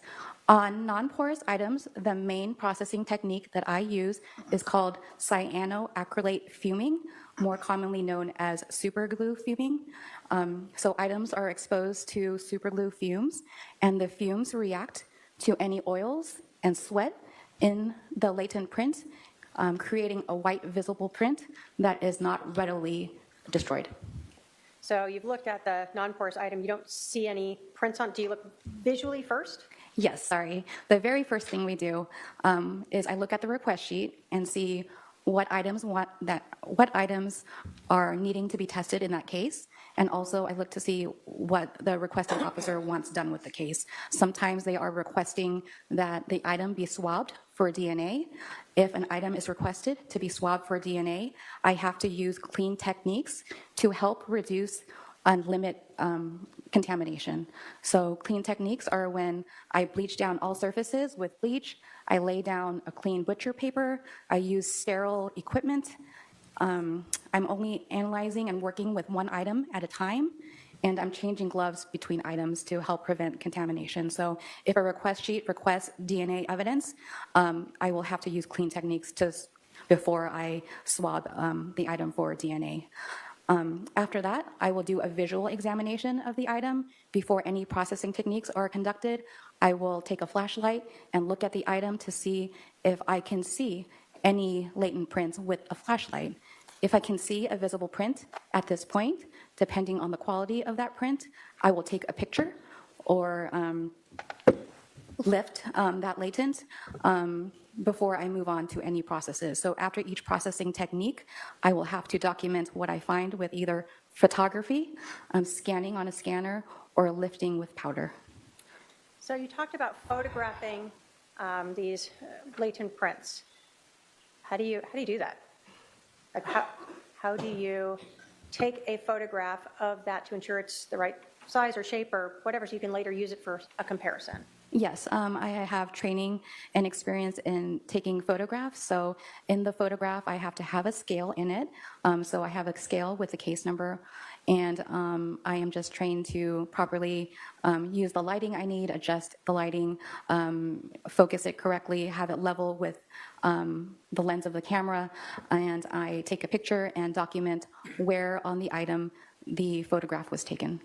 Okay. So how do you just told us you document where on the item the picture was taken. How do you do that so that you can later go back and say it's in the middle of a mirror or whatever it might be? Yes, I try to be as clear and concise as possible because, like I said, I have to take a picture after every single step. So I have to take a picture if there is any latent print of the visible step, and then if I go on to doing the super glue fuming, I have to take a picture of that same latent.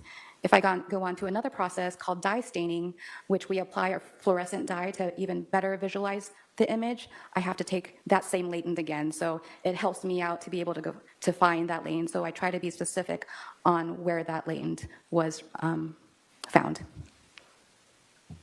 Do you, when you are processing a non-porous item and you find what I'll call a partial print or something that looks like friction ridge detail, do you collect it or do you say right then and there, I don't think that would be useful? Yes. So when I am examining an item, at that stage, my conclusions are either no latents observed, meaning I didn't see any friction ridge detail at all, no value latents, meaning I did see some friction ridge detail, but I don't believe that I can do anything or compare them at a later point, or latents for analysis. So if I find sufficient, clear, latent print detail, I will take a picture of it. If I'm not sure, I go ahead and take a picture of it because at this point, I am not really determining whether the print is identifiable. I am just saying that I'm taking this picture and I want to do further analysis on it at a later point. So then for the analysis, are you then, after you process an item and you recover any latent prints that may be useful or which are you later asked to ever compare those recovered prints to known prints? Yes. What do we mean by a known print? Yes. So a known print is known fingerprints that are collected from an individual. They're typically recorded electronically or with ink.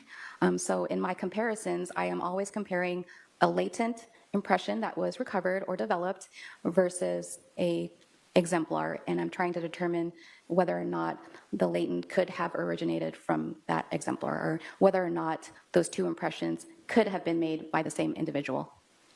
Can you tell us briefly, when you are looking at this recovered latent print and comparing it to a known,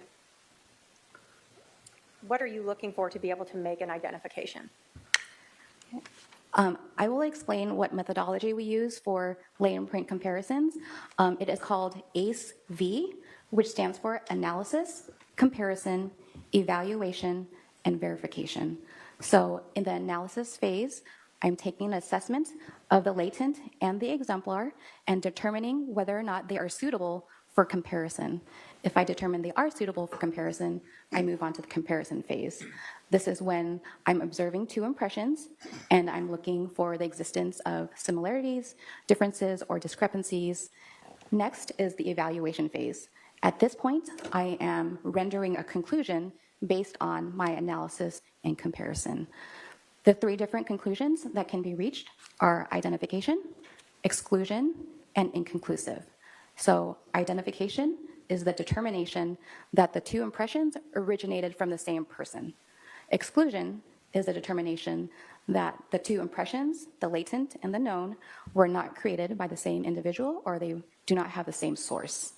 Lastly, I have a conclusion of inconclusive, and this is where I can neither identify nor exclude the individual from having made the print.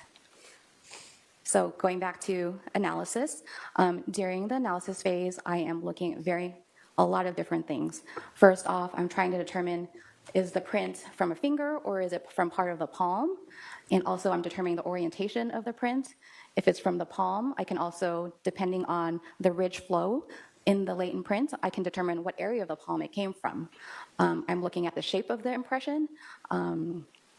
Like sometimes you have like a C-shaped impression, and that's this part of the palm. So this is called the writer's palm, and that's where I would look first when I'm doing a comparison. So besides that, I am looking at level 1, level 2, and level 3 detail. Level 1 detail is the actual flow or pattern of the ridges. Our fingers have 3 main patterns, which are loops, whirls, and arches. Next, I'm looking at second level detail. I'm looking at the ridge characteristics. So I'm looking at where the ridges end, which we call ridge endings. I'm examining where ridges split into 2 ridges, which are called bifurcations, and I'm marking any dots, which are very short ridges. So I'm examining the latent, and I'm marking up all these second level details so that I can later compare to the exemplar. I'm also noting if there's any scars present in the latent.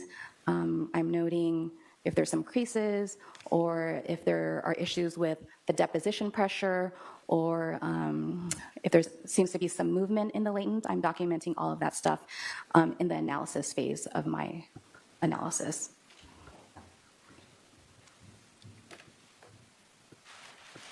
I think my paralegal will take 249.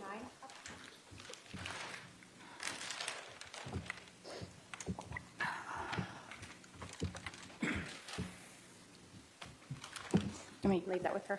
Okay. Yep.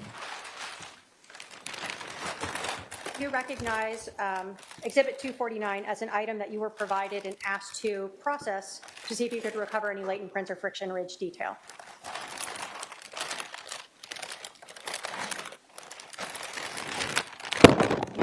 Sorry. A little awkward. Yes, I do recognize this item. And were you provided with that Exhibit 249, that bat, and asked to try to recover any latent prints from that bat? Yes, I was. Can you tell us, in this Exhibit 249, what did you do to attempt to recover any, and did you recover any latent prints? Yes, on the request, it was also requested that I process the item with clean techniques, because it was also requested that I swab the item for DNA. So I already went through that process and explained that. So I used clean techniques to process this item. And the very first thing I did when I opened up the packaging was I swabbed the textured grip for potential DNA.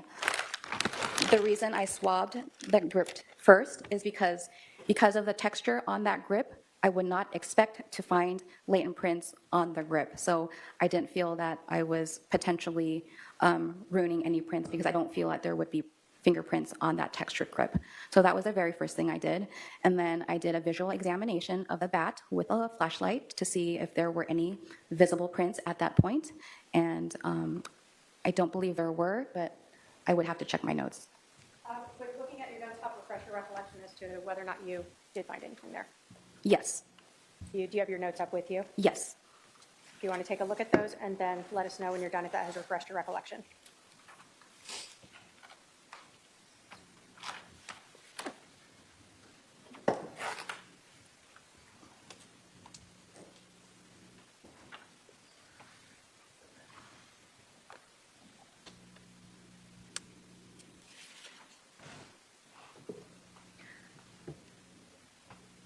Did that refresh your recollection?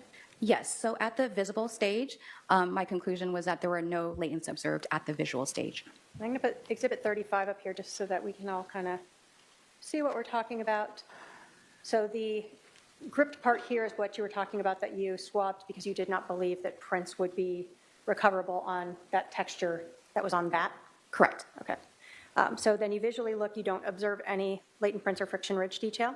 Correct. What did you do next? I then used a processing technique of superglue fuming. And when you used that process, did you locate or recover any latent prints or friction ridge detail? Yes, I did. Can you tell us how many and where? Yes, I recovered 2 impressions that I took pictures of, and I would have to look at my notes to refresh where they were collected from. If looking at your notes would help refresh as to where you located those, please do so, and then let us know when you've been refreshed.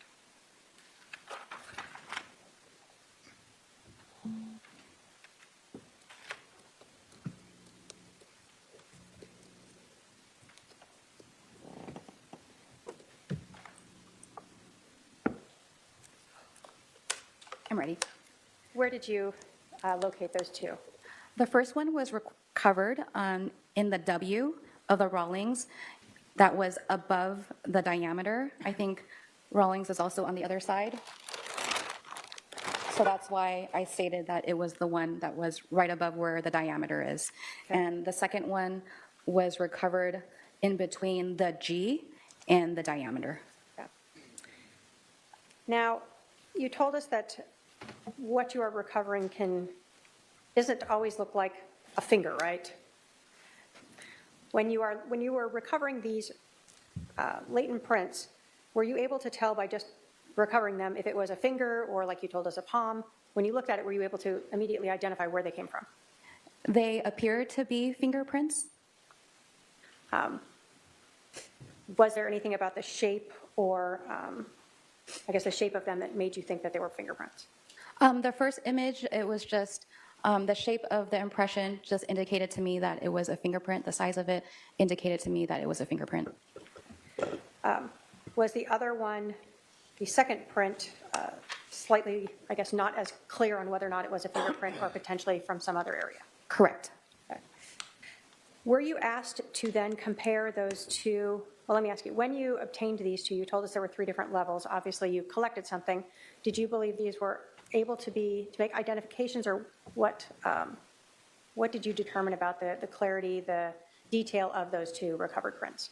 For both impressions, in my analysis, I determined that both impressions were NVID, which stands for no value for identification. This means that the latents lack sufficient clarity, quantity, and or uniqueness to identify, but may be suitable for exclusion. So the impressions were possibly excludable, but I would not be able to identify who made those impressions. So were you initially asked to try to identify them to 3 individuals? Yes, I was first asked to compare the 2 impressions to 3 individuals. And who were those 3 individuals? Could I look at my notes, please? Yes, if that would help refresh your recollection.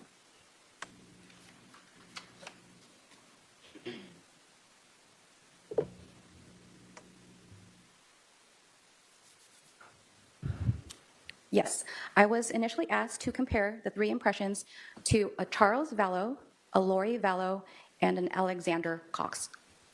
So you told us, though, they were of no value for identification. So did that sort of end that request? Yes, so when there is only prints that are determined to be no value for identification, we routinely do not compare those prints, but we say, if you still want us to compare it to anyone, please let us know. But initially, we are not going to try to compare NVID prints to any individual because they cannot be identified. So did you then, were you then requested to see if you could make any exclusions? I was then requested to compare the 2 impressions to Charles Vallow to see if I can determine whether the 2 impressions did not originate from Charles Vallow. Starting with the first impression that you found above the W, but the other side of the bat from what we see in 35 here, where there's a diameter marking, were you able to reach any conclusions in looking at the prints from Charles Vallow and that recovered print? Again, I went through the ACE-V process, and during the comparison phase and evaluation phase, I determined that the first latent, was inconclusive to Charles Vallow, meaning that I could neither identify nor exclude him from having made the impression. So does that just mean there's just not enough in that print to do anything with? Correct. So it lacks sufficient agreement in the detail to identify, and it lacks sufficient disagreement in the impressions to exclude. And is that common when you have a latent print that just doesn't seem to have the level of detail just necessary for that? Yes, that is a common conclusion. So you're not saying it's Charles, you're not saying it's not Charles, you just can't do anything with it? I could neither identify or exclude Charles Vallow. So for the second print, did you also attempt to compare that to latent prints from Charles Vallow? Yes, I did. And were you able to reach any conclusions as to that? Yes, my conclusion was that the latent was inconclusive to Charles Vallow due to lack of detail in the latent and exemplar. Were you ever asked to try to exclude Alex Cox as having made those latent prints? No. After I initially did not compare the latents to the 3 individuals on the name comparison, I was only asked to compare the 2 impressions to Charles Vallow. So you also weren't asked to try to exclude or secondary compare to a Lori Vallow? No, I was not. And were you ever asked to compare to a Tylee Ryan? No, I was not. Did that sort of end your processing and comparisons of this fact? Yes. Thank you. I have no other questions for this witness. Cross. I have one question, Your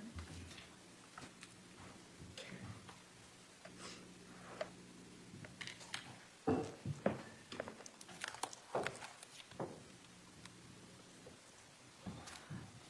You said earlier that the DNA that you collected, was that ever tested? I don't know. Is it sent somewhere else? Correct. So the city of Chandler does not have the capability to test for DNA. Anytime we swab for DNA, we send it to the state lab for analysis. So you swabbed it and sent it to the lab, and that was the last you heard of it? Yes. Okay. Thank you, that's all. Any redirect? No, Your Honor. Any questions for this witness from any member of the jury? I don't see any, so you can step down, ma'am. I think this is a good time to take our afternoon recess. We'll be at recess for 15 minutes. Please remember the admonition. All rise for the jury.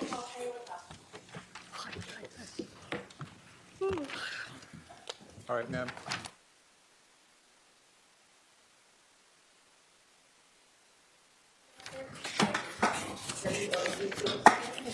You do solemnly swear that the testimony you're about to give will be the truth, the whole truth, and nothing but the truth, so help you God.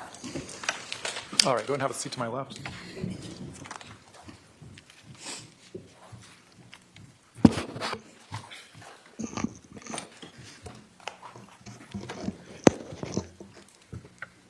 Would you please introduce yourself to the jury? My name is Kay Woodcock, Charles Vallow's younger sister. How old are you? How old am I today? Today. 64. And are you married? Yes. Where do you currently live? Lake Charles, Louisiana. I want to talk to you about your siblings. You told us that you are Charles's sister. How many siblings were there in your family? 6. And where did Charles fall into that? He was number 3.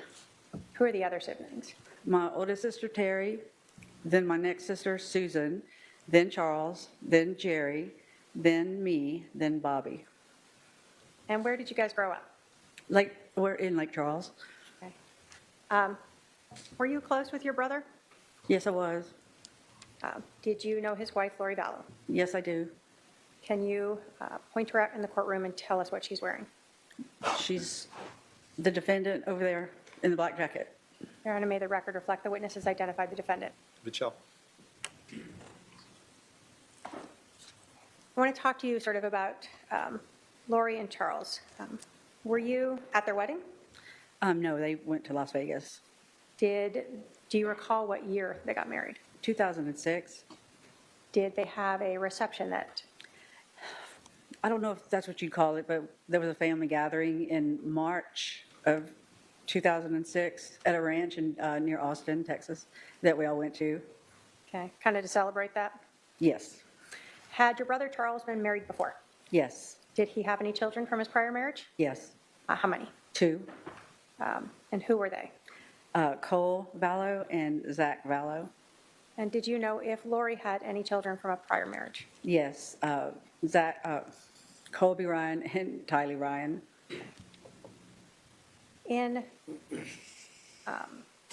When Lori and Charles got married, did Charles's 2 sons live with them?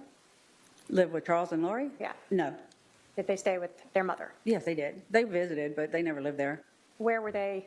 Was that in Arizona or still in Texas? In Austin. I want to ask you sort of some of the ages of the children involved. In July of 2019, was Tylee still a minor? Yes. So she was still living with them. Yes. In July of 29, do you know if Colby was still a minor? Yes. Oh, wait, no, Colby was not. He was an adult at He that was an point. adult. And in July of 2019, were Charles's 2 sons, Cole and Zach, still minors or adults? They were adults. Okay. Did Charles and Lori have any children together? They adopted my grandson, JJ. And can you tell us how that worked out? how that worked out, Or meaning how did they get involved in adopting your grandchild? Charles approached me about it one day. He called, and I mean, there was a lot of stuff going on then, and that was my son's child, and there was a lot going on. So I just told him then, look, I can't make a decision like that. We don't know how this is going to go. Just, well, just keep it in mind. And so I kept it in mind. And do you recall, when did they adopt JJ? It was final in July of 2014. How old was he then? He was 2. Did JJ have any special needs? Yes, he was autistic, and he was born 10 weeks premature. Okay. So he took a little extra care. He did, absolutely. Do you recall, so if he was 2 and they adopted him, how old was he in July of 2019? He was 7. We spent his 7th birthday together in Lake Charles. So in July of 2019, to your knowledge, Lori and Charles still had 2 children under the age of 18 with them, Tylee and JJ? Yes, So if in July of 2019, Lori Vallow was saying she had 5 kids she was taking care of, you were unaware of the other 3? there were not 5 there, no. There were 2. Can you tell us about the relationship between Charles and JJ? Charles was the best dad. I mean, he was always doting on him. The arrangement I figured out eventually was that if Charles was working out of town, Lori had him all by herself. And so when Charles got back to town, JJ was his to take care of, 100%. Would Charles bring JJ to visit your side of the family in Louisiana? Oh, yes. Did you regularly see him? Yes, once JJ learned how to fly, and, excuse me, I need water. Once JJ learned how to fly, and, that because he was autistic, something like that is, a big deal for him. And he loved it, so he was a little flyer. He loved to go in the airplane. What did your brother Charles do for a living? He sold annuities. He was a financial planner. And how long did you know him to do that?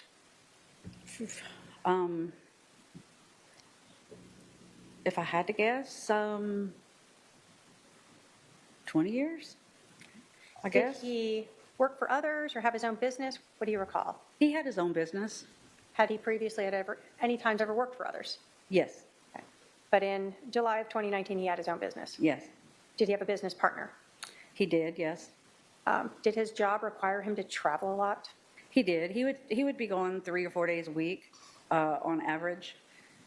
Sometimes he didn't have to travel, but he was just, but yeah, he would be gone 3 or 4 days a week when he would be working. I want to ask you a little bit about Charles. Was he sort of a meticulous person when it came to paperwork? Oh, yes. I mean, when you're doing that type of work, you have to be meticulous and methodical, and you can't make any errors. You can't miss a dot or crossing a T because it will get kicked back to you, and then it just causes a lot of delay and a lot of trouble. So he was actually, he said, there's never anybody I've ever trusted to do this for me. And I was like, well, I'll do it for you because, All right, we'll stop here. yeah. So when Charles was working as financial planner, do you know if he had Lori help him with any part of his job? I don't really know exactly what she did, but yes. Okay. But I don't know what she did.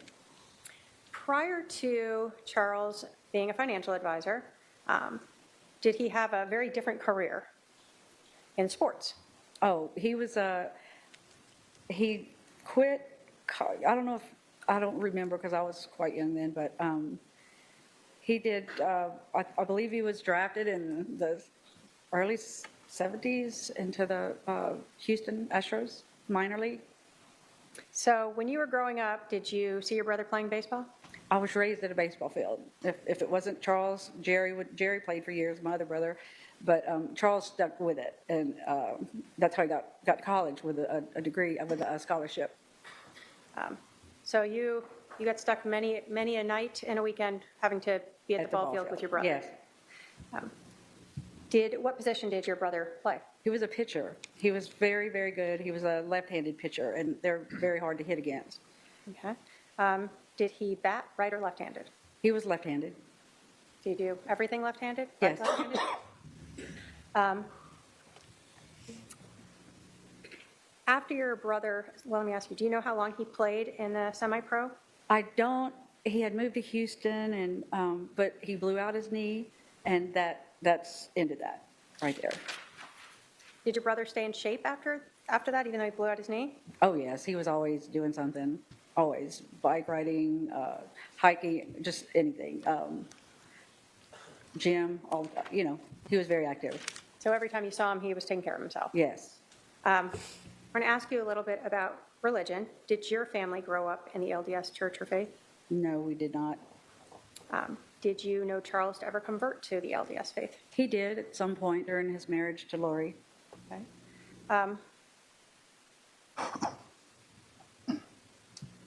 When Lori and Charles were married, did they always live in one state, or did they move? No, they lived here in Phoenix, in the Phoenix area, Chandler, Gilbert, and then they moved to Hawaii in 2014, and then they moved back late 2016 or early 2017.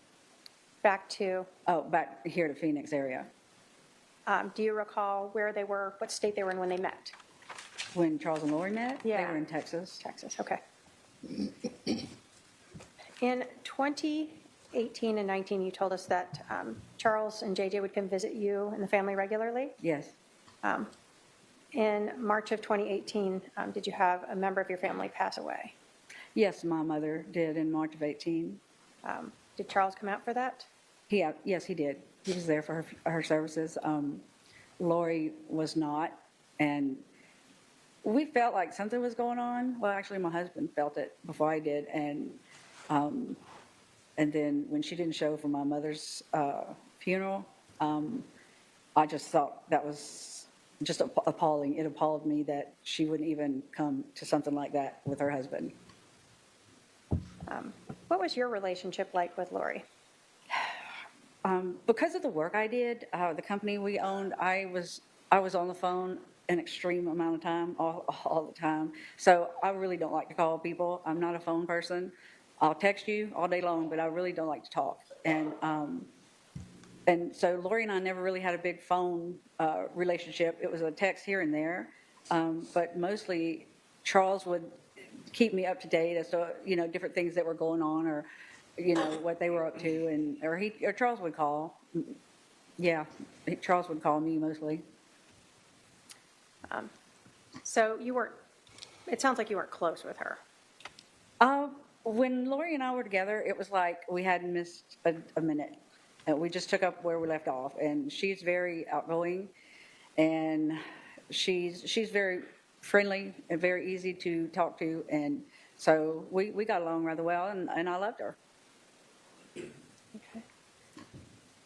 So continuing in 2018, do you recall seeing Charles and JJ coming out to visit you guys in October of 2018? Yes. What was that for? Just a weekend visit.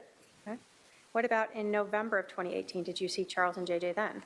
We did. My husband and myself and my granddaughter, we went to Las Vegas, and Charles and JJ met us there for the Thanksgiving holiday weekend.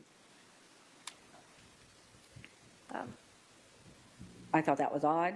He wasn't with his family. He said Lori was sick, or Tylee was sick, is what he told us. But it just, I mean, he just wouldn't share what all was going on at that point. Then when he finally did, he unloaded it all. So in 2018, did you have any idea there were any, let me say this, in 2018, did you have some concerns about their relationship? Yes, it was, for him to come as often as they were coming was odd, and just, he was just unsettled, and we knew something was going on, but he would never say. Okay. So he did, he talked to us when he was ready. When we get into 2019, did you start to see your brother more? Yes. First, without going into what Charles said, did you ever become aware finally that his marriage with Lori was in trouble? Yes, I did. In 2019, again, without going into what Charles said, did you ever believe that Charles was concerned for his safety? Charles was absolutely concerned for his safety. Lori had sent me a text, I think it was on a Thursday, that she and Charles were fighting because of some stuff she came up with, and that she and JJ and Tylee were at a hotel. Well, I guess Tylee was, I'm not sure. And because she didn't want to have any fighting, so they went to a hotel. And I came out. I knew Charles the next day. That's when she sent it to me. And then I just really I didn't call Charles. I knew he'd call me, and he sure enough did. And he was a mess. And so I flew out the next day out here to help him with JJ and just to come and talk to him and see what was going on. He was alone, and Lori's family turned their backs on him and JJ. Okay. Let's just kind of break it all down. All right. Now, you got a lot that you remember. So you said that you got a text from Lori indicating that she and JJ and Tylee were at a hotel. Mm-hmm. And then you said that Charles then called you maybe the next day, Yeah. and you came out here to Arizona. Yes. When you came out here to Arizona, did you become aware at that point that there was a big problem now with their relationship? There was a huge problem now with their relationship. And during this time when you had come out here, do you remember approximately when that was? It's like the 1st of February of 2019, or the 2nd. It was right in there. When you came out here, did you then speak with Charles about his concerns for his safety? Just yes or no? About his what? His concerns for his safety. Oh, yes, absolutely. That's just yes.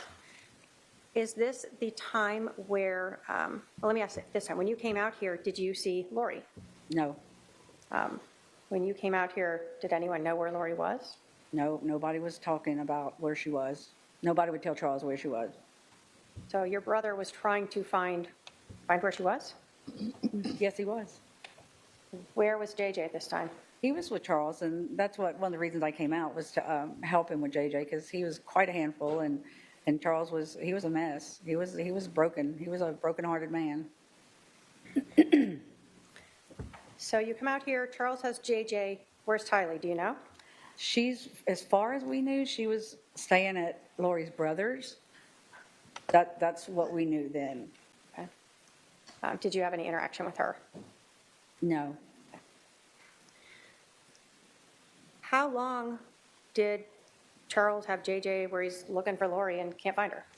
Well, that portion of the time was 58 days, and I knew how many days it was because every day Charles would say something. He would tell me. So he was counting them. He would count them. Were you out here the whole time? What'd you do? I could work remotely at the time, so I did stay out here a lot, often, but I would fly back. I was back and forth between Louisiana and here from from February until the end of March, because at that point, we moved Charles to Houston. Okay. So the end of March, you said you were moving Charles to Houston. Was that with JJ? Yes, Why are you helping him move to Houston? because Charles told me that Lori did not want JJ anymore, or Kylie, or him. And I said, okay, well, look, what if you move to Houston and I'll be 2.5 hours away, and when you go out of town, I'll come and stay with JJ. And so he was talking about hiring a nanny, and I said, no, I will be the nanny, and I'll come and take care of him when you have to work. And it's easy enough, and you won't have to pay a penny. So when Charles has JJ, you're helping take care of JJ in this time period in February, March. Yes. What about Charles's business. Did you help with that at all? Yes, I had to get my arms around the whole thing. All the payments that needed to be made, the accounts, the emails, all that stuff you have to change over and change the password and all that, so Lori couldn't access it any longer.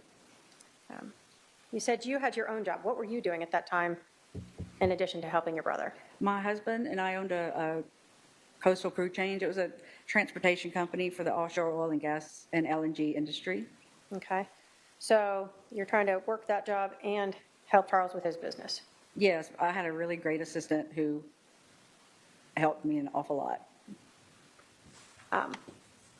Do you remember when you were packing up to move Charles to Houston? Yes. You there? I was there. Did Lori show back up? She did.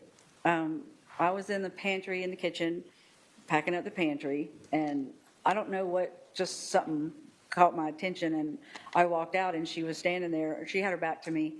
Charles was sitting at the table on his phone, and he obviously didn't realize that she was there, and then finally, when he hung up, he looked up, and there she was, and he started crying, and she started yelling Do you recall what she was yelling about? that, why did you take JJ? Why did you take JJ? Why did you take him out of school? Why are you moving? What are you doing? All this is your fault. It was just ridiculous. So she'd been gone for 58 days, leaving, No contact whatsoever. and then she shows up at the house when you guys are moving out. Yeah. What was Charles's demeanor reaction? You said he was crying? He was at first, but then he was just trying. Charles was a very soft-spoken man, and he was just trying to get a word in edgewise. And finally, Lori settled down a little bit, and they went and they talked for a while in the living room, or I guess it's like a great room, and then they moved to the bedroom to talk. And I could still hear every now and then Lori would get a little loud, but they were talking. And then I remember that Lori came. Let's see, I was sitting at the dining table, and she stood next to me and she said, "I love you, KK." And I said, "Well, I love you too. I'm sorry this is happening." And she cried, and I didn't know what to do, really. So, I mean, I just was there.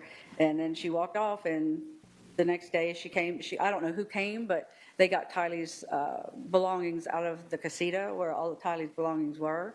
And I don't remember if she got anything of hers. I really don't remember. Okay. So are we now talking at the end of March, beginning of April of 2019, when Charles is moving back to Houston? Yeah. Did he bring JJ with him? Yes. Well, in order for me and Charles to move in, Larry, I flew out here and brought JJ back to Louisiana with me, and then my husband, Larry, kept him for a week while I flew back here to help Charles pack and then drive back to Houston. All right, so you guys rented a big truck and drove it? He drove the U-Haul, I drove his pickup. All right. When you and Charles got to Houston, then did your husband bring JJ back? Yes, he did. Through all of this time with Charles, when he was looking for Lori while she was gone for those 58 days, did he still want Lori to be part of JJ's life? He did. He never was trying to take that away from Lori, even though Lori didn't want him anymore. I still didn't. I never really understood that, but I guess he was just hoping for the best. But yes, he absolutely wanted her to be part of his life, Lori's life. So once Charles moved to Houston, did Lori ever also move out there? I don't know if you call it moved out there, but she did. She came that day on March 28th. Charles said, "Look, we're moving to Houston. You're welcome to come. I'll fly you out Sunday." And she said, no, I'm busy. I have a project or something she was doing in Hawaii. She said, it'll be about 2 weeks and I'll be in Houston. So whatever she did, she was gone for 2 weeks, 2 more weeks. It was a total of 72 days, I believe, she was gone altogether. And then she was there. She and Tylee moved in at Charles's, and Charles said that she slept in JJ's room with him.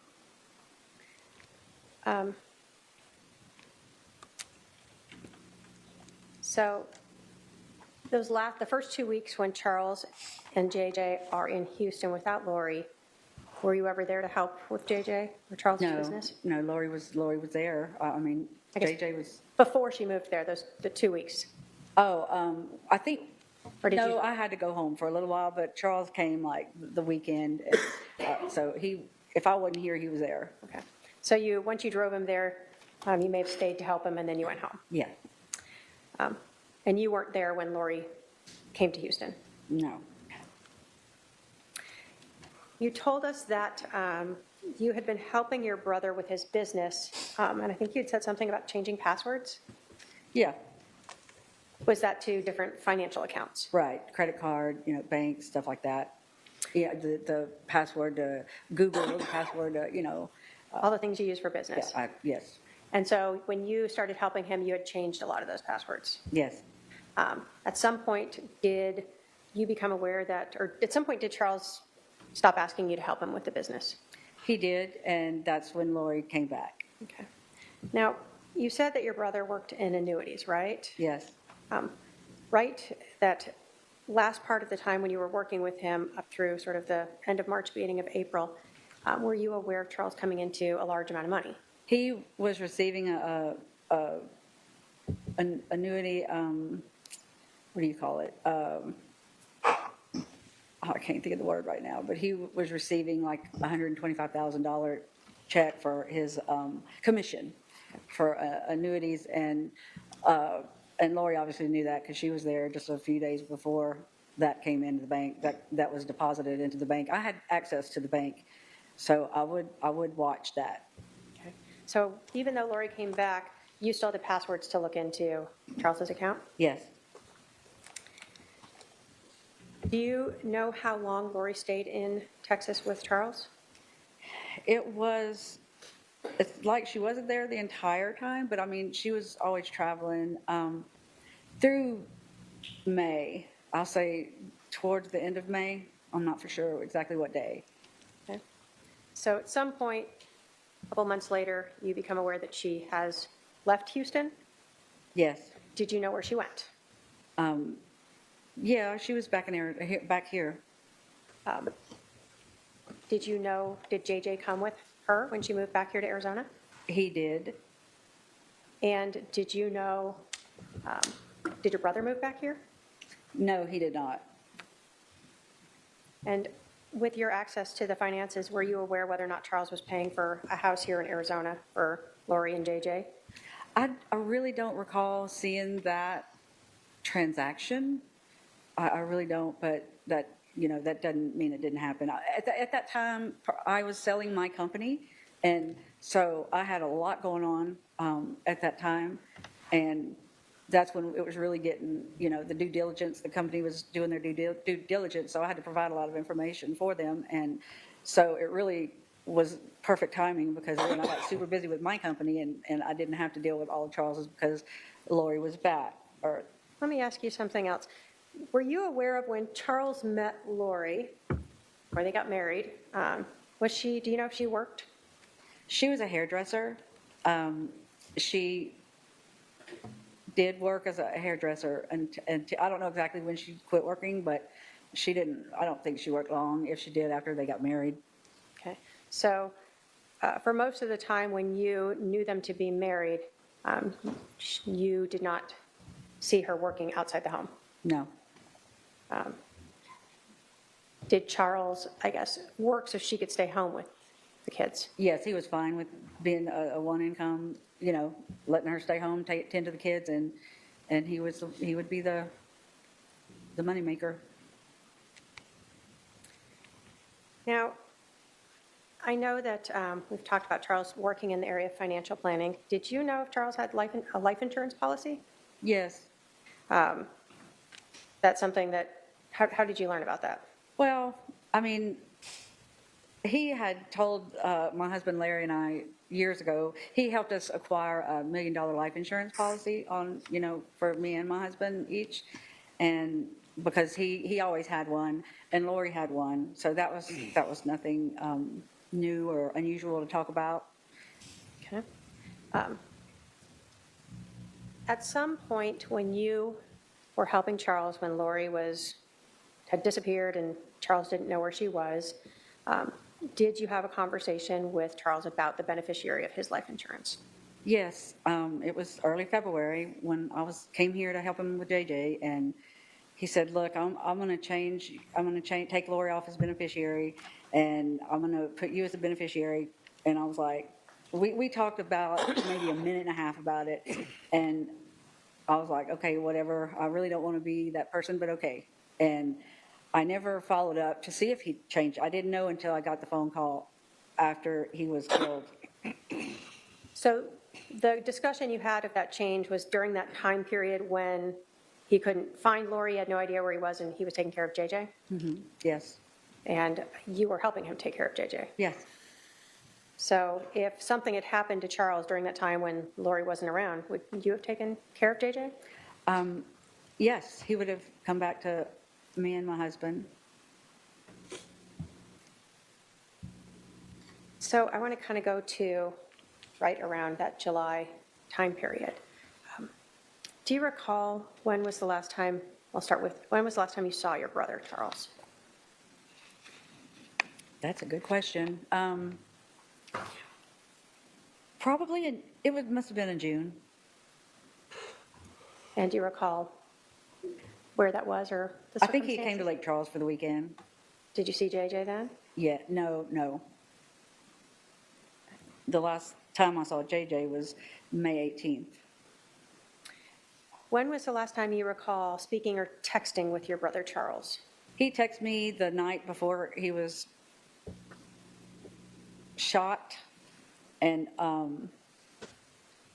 just, hey, I'm going to be in Phoenix tomorrow, and how's it going? And just a little short text, and I'm boarding the plane now, and I'll be back in Phoenix in a little bit. And then he told me a few other things he had planned, but that was not a big deal. Did Nothing you think major. he was going to Phoenix to just see JJ? Yes. Did you know anything about any type of intervention? No, he never talked. If he did talk to me about it, and I'm pretty sure I would have remembered that. But no, I know that he and Adam was his confidant during that time, Lori's brother. And so I know that whatever he was doing, Adam was part of it. And, they were just, I knew he was in good hands with Adam, because Adam, they loved Charles, him and his wife. Do you have any knowledge of Charles wanting to get a place here in Phoenix so he could be closer to JJ? I don't remember that, but I can't remember that. I mean, I don't know. No? I can't Okay, answer that. that's okay. I want to talk to you then about, so you talked to your brother, just kind of normal stuff before he got here to Phoenix. How did you learn that your brother Charles was dead? It was on July the 12th. I was at a nail salon in Lake Charles, my granddaughter and I, and I got a call from his oldest son, Cole, and he said, "Hey, what is going on? I just got a text from Lori, and she said Dad's dead." And I said, wait, what did you just say? And he told me again, and I said, something's wrong with that. That can't be true. And I said, have you tried to call her? And Cole's like, yeah, she won't. I'm trying calling. She's not answering. He was freaking out, and I was like, okay, Cole, just give me a minute. Let me think about this. Let me see, and I'll call you back. I promise. As soon as I can figure this out. So I called my husband to tell him, and he said, okay, well, I told him what Cole said, and he said, hey, let me call you back in a minute. And so I was still at the nail salon trying to get out of there. And he called and he said, he's dead. I Googled him and he's dead. Alex killed him yesterday. And I mean, that was just like, it was horrible. I have to call my siblings and let them know.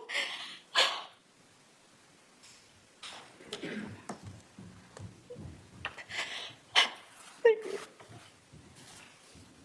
And everybody was just freaked out. I didn't know what to do. But I did call Cole back and let him know that it was true. And just was telling him, let's keep in touch. You find out something, I find out something. We'll let each other know. And Did you try to reach out to Lori? I've tried calling, texting Charles. I tried calling, texting Lori. And at some point, she texted me. She returned a text, something like, I'm having to deal with a lot of stuff and I'm busy. And she was too busy to even call his family to say that he was dead by her brother killing him. And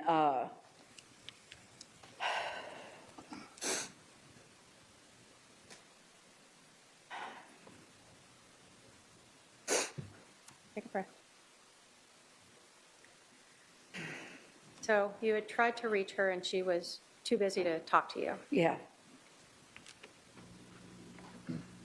Did you ever, what was the burial plans? Did you ever get Charles back? What happened with him? We ended up calling a detective, the detectives in Chandler, since that's where it happened. And we were able to speak to a detective, I don't know who, but we told them that I had already arranged us a flight for the next day. We were here by noon Saturday because I needed to know where JJ was. I didn't know what he had seen. I didn't know what he knew. I knew he would be, I knew it wasn't good. But I couldn't, we had to talk to the detectives before I did anything with Lori. And we had to wait till Sunday to meet with Nate Moffitt. And then when we talked to him is when I told him about the life insurance policy and that Lori, that I didn't know if Charles had ever changed it to me like he said he was going to do. And so I didn't know, but I just knew we had to get JJ because he was not safe with her. Let me stop you there. I'm going to go back to Charles. Where was Charles buried, or where was what was done with his remains? Well, this was before Lori knew she wasn't getting the money. She had him cremated, and he was mailed. He was FedEx or whatever over to my office, along with his Letterman's jacket from high school and a couple pair of cheap sunglasses and 1 or 2 watches. It was just a few little trinkets.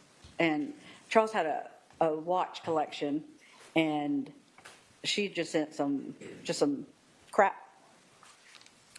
So she cremated him and FedExed him to you. Yes.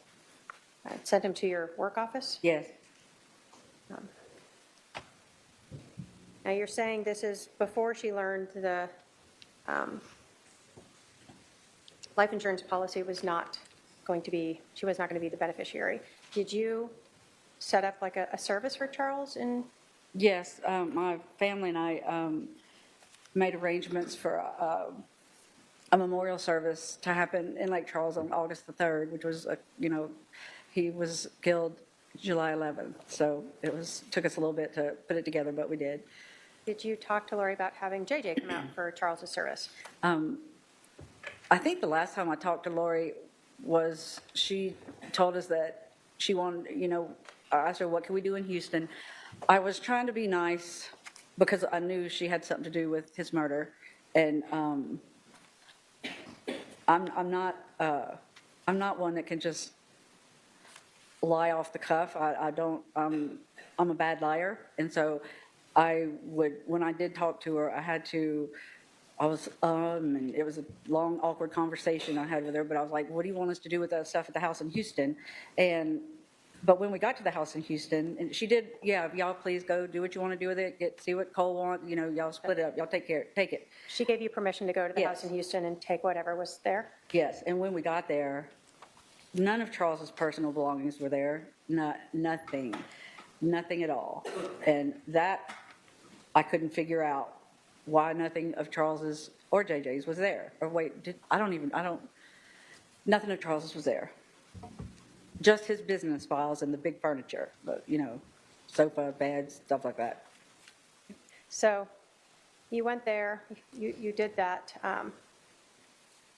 How did you, and you told us that you did not know for sure if your brother had ever changed the beneficiary from Lori to you. How did you find out if that was done? I think it was the following week, a lady from Banner Life, that's where it's policy, who wrote the policy, a lady called and said that I was the beneficiary, I was the sole beneficiary, and, you know, what was our address, and she wanted to verify a few things, and to send out the check. When you got that call, did you ever have Lori confront you about the life insurance policy? Did I ever have Lori what? Yeah, did Lori ever confront you about being the beneficiary Oh. for Charles's life insurance policy? Yes, she didn't call and do it. She sent me a text one night, a picture or two of a screenshot. She took a screenshot of the change of beneficiary form with my name on it. And she said something to the effect of 5 kids and his sister gets all the money, or is that why you want JJ? Something to that effect, which it made no sense. I want JJ, period.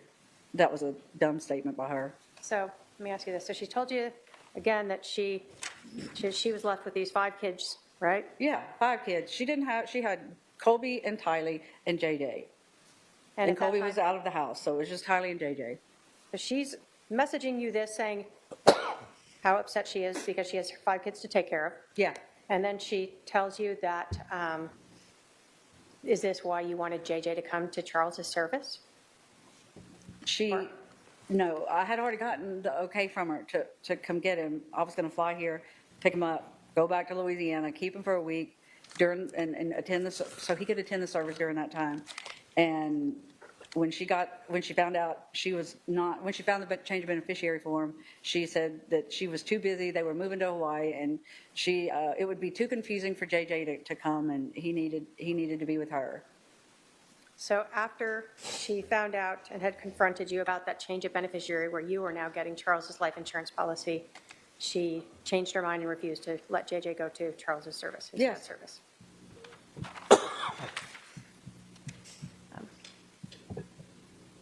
After this confrontation about Charles making you the beneficiary of the life insurance policy, did that pretty much end most of the contact you had with Lori, other than you reaching out to talk with JJ? Yes. Thank you. I have no other questions. All right, Cross.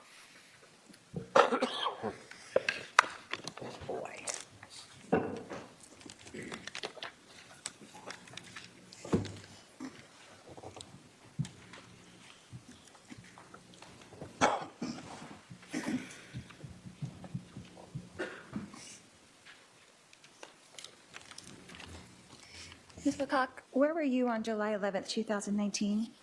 At home in Lake Charles, Louisiana.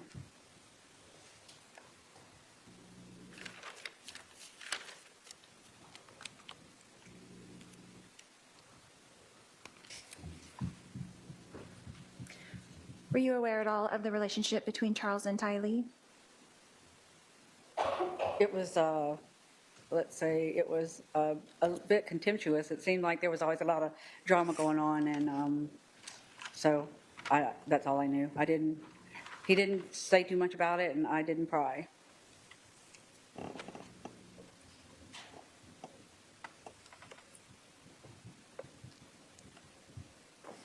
But you knew that there was some kind of contention going on with those two for I a can't hear while? you. I'm sorry. You did know that there was some kind of contention going on with those two for a while? Yes. Okay. And you weren't really aware of the events that happened that morning, were you? The morning of the murder? Of July 11th? No, I wasn't. Okay. because you didn't tell me.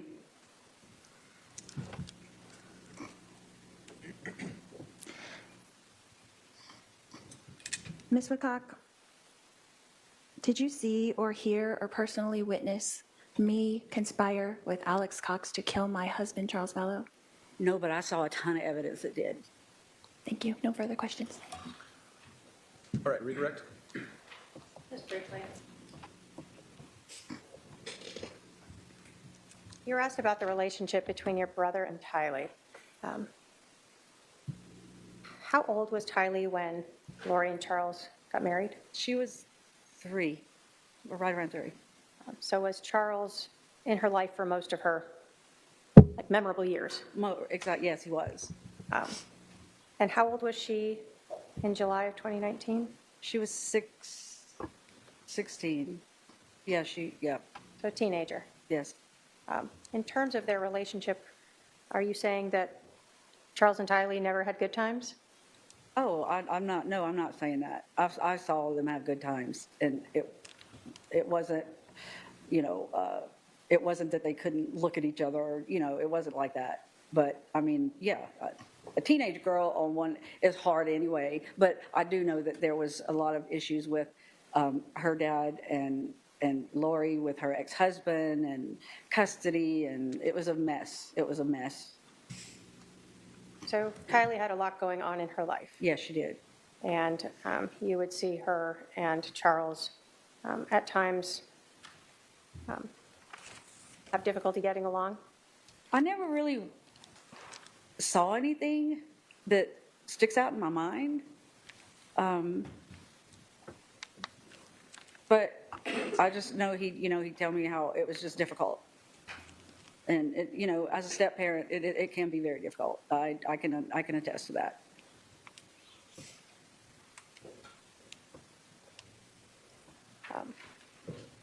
So on July 11th, when Charles Vallow was killed, did you actually have any idea that your brother was dead? None at all. How would I know? So in terms of you learning that your brother was dead, it was never from Lori Or Vallow. from her. It was, It was from Google that my husband found. thank you. I have no other questions. Are there any questions for this witness from anyone on the jury? I don't see any questions. You can step down now. Done. All right, members of the jury, that's going to conclude trial for this week. No trial tomorrow. I'm going to try to start early on Monday and Tuesday only. So just a preview next week, I plan on, if you guys can all be here at 10 a.m., ready to start a little earlier than normal for Monday and Tuesday.